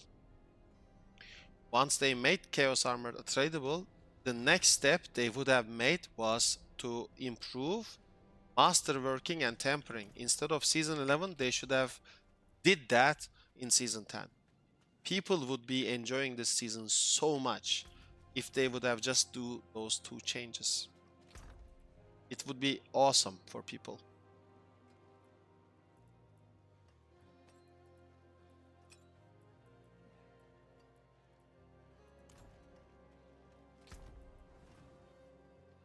Crown of Lucion, cooldown reduction on a chest armor slot. It's a joke, bro. It's a joke. It's a joke. Like, on chest armor, it's actually competing against Shroud of False Death. Like, come on. Are we even, like...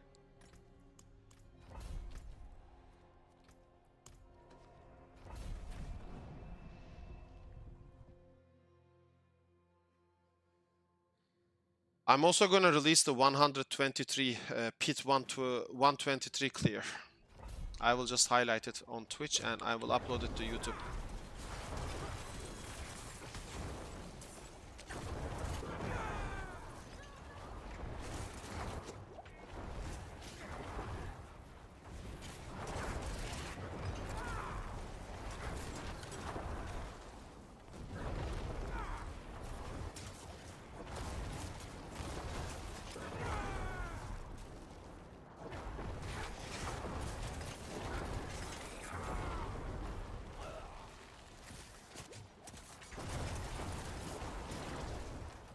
That would have been wonderful, Philip.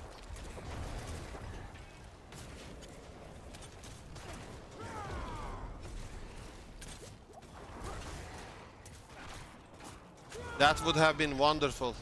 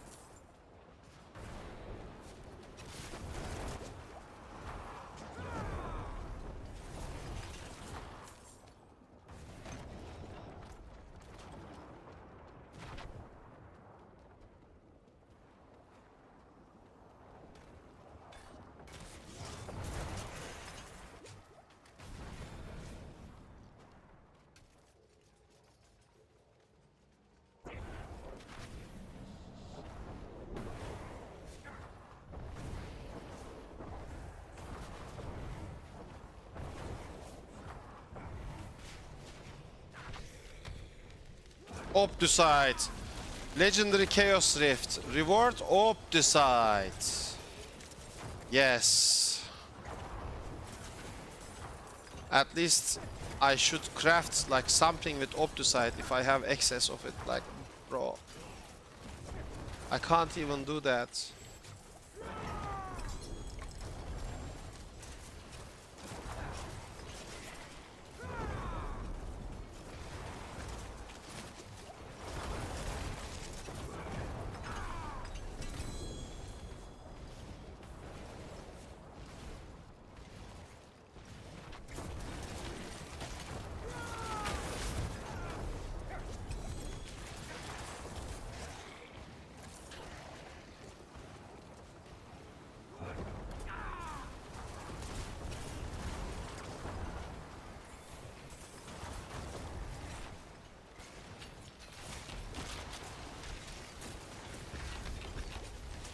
Am I dead? I'm dead, dead, dead, dead, dead, dead, dead, dead. This ballista.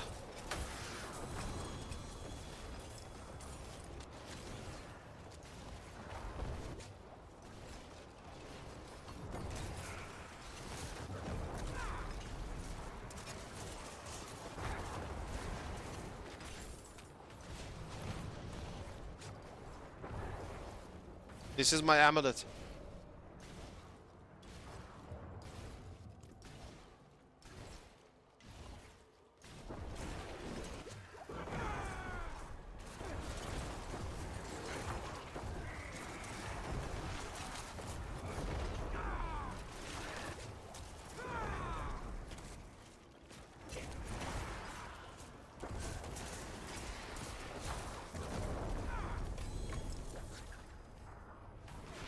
No worries.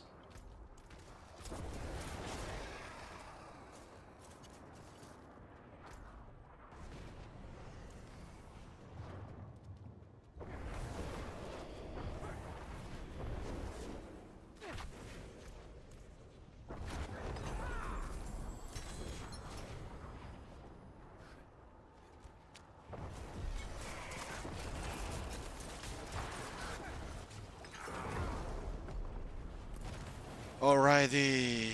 Alright, alright, alright.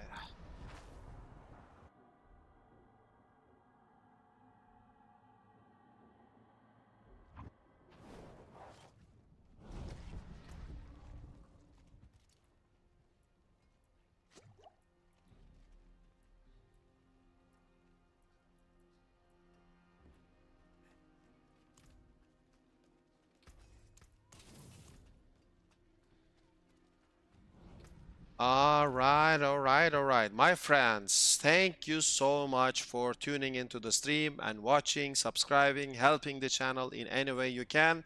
Thank you.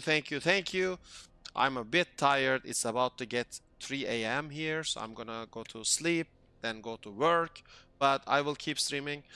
I think we're gonna clear pits 124 really soon. I think we already have the power for it. I just need to farm and hopefully land some more masterworking procs and maybe upgrade the rings. But I will keep you updated.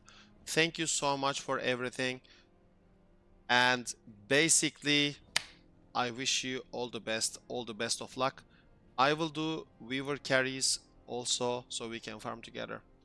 Until then, take really good care of yourself. Thank you so much, and I'll see you in the next one. Take care.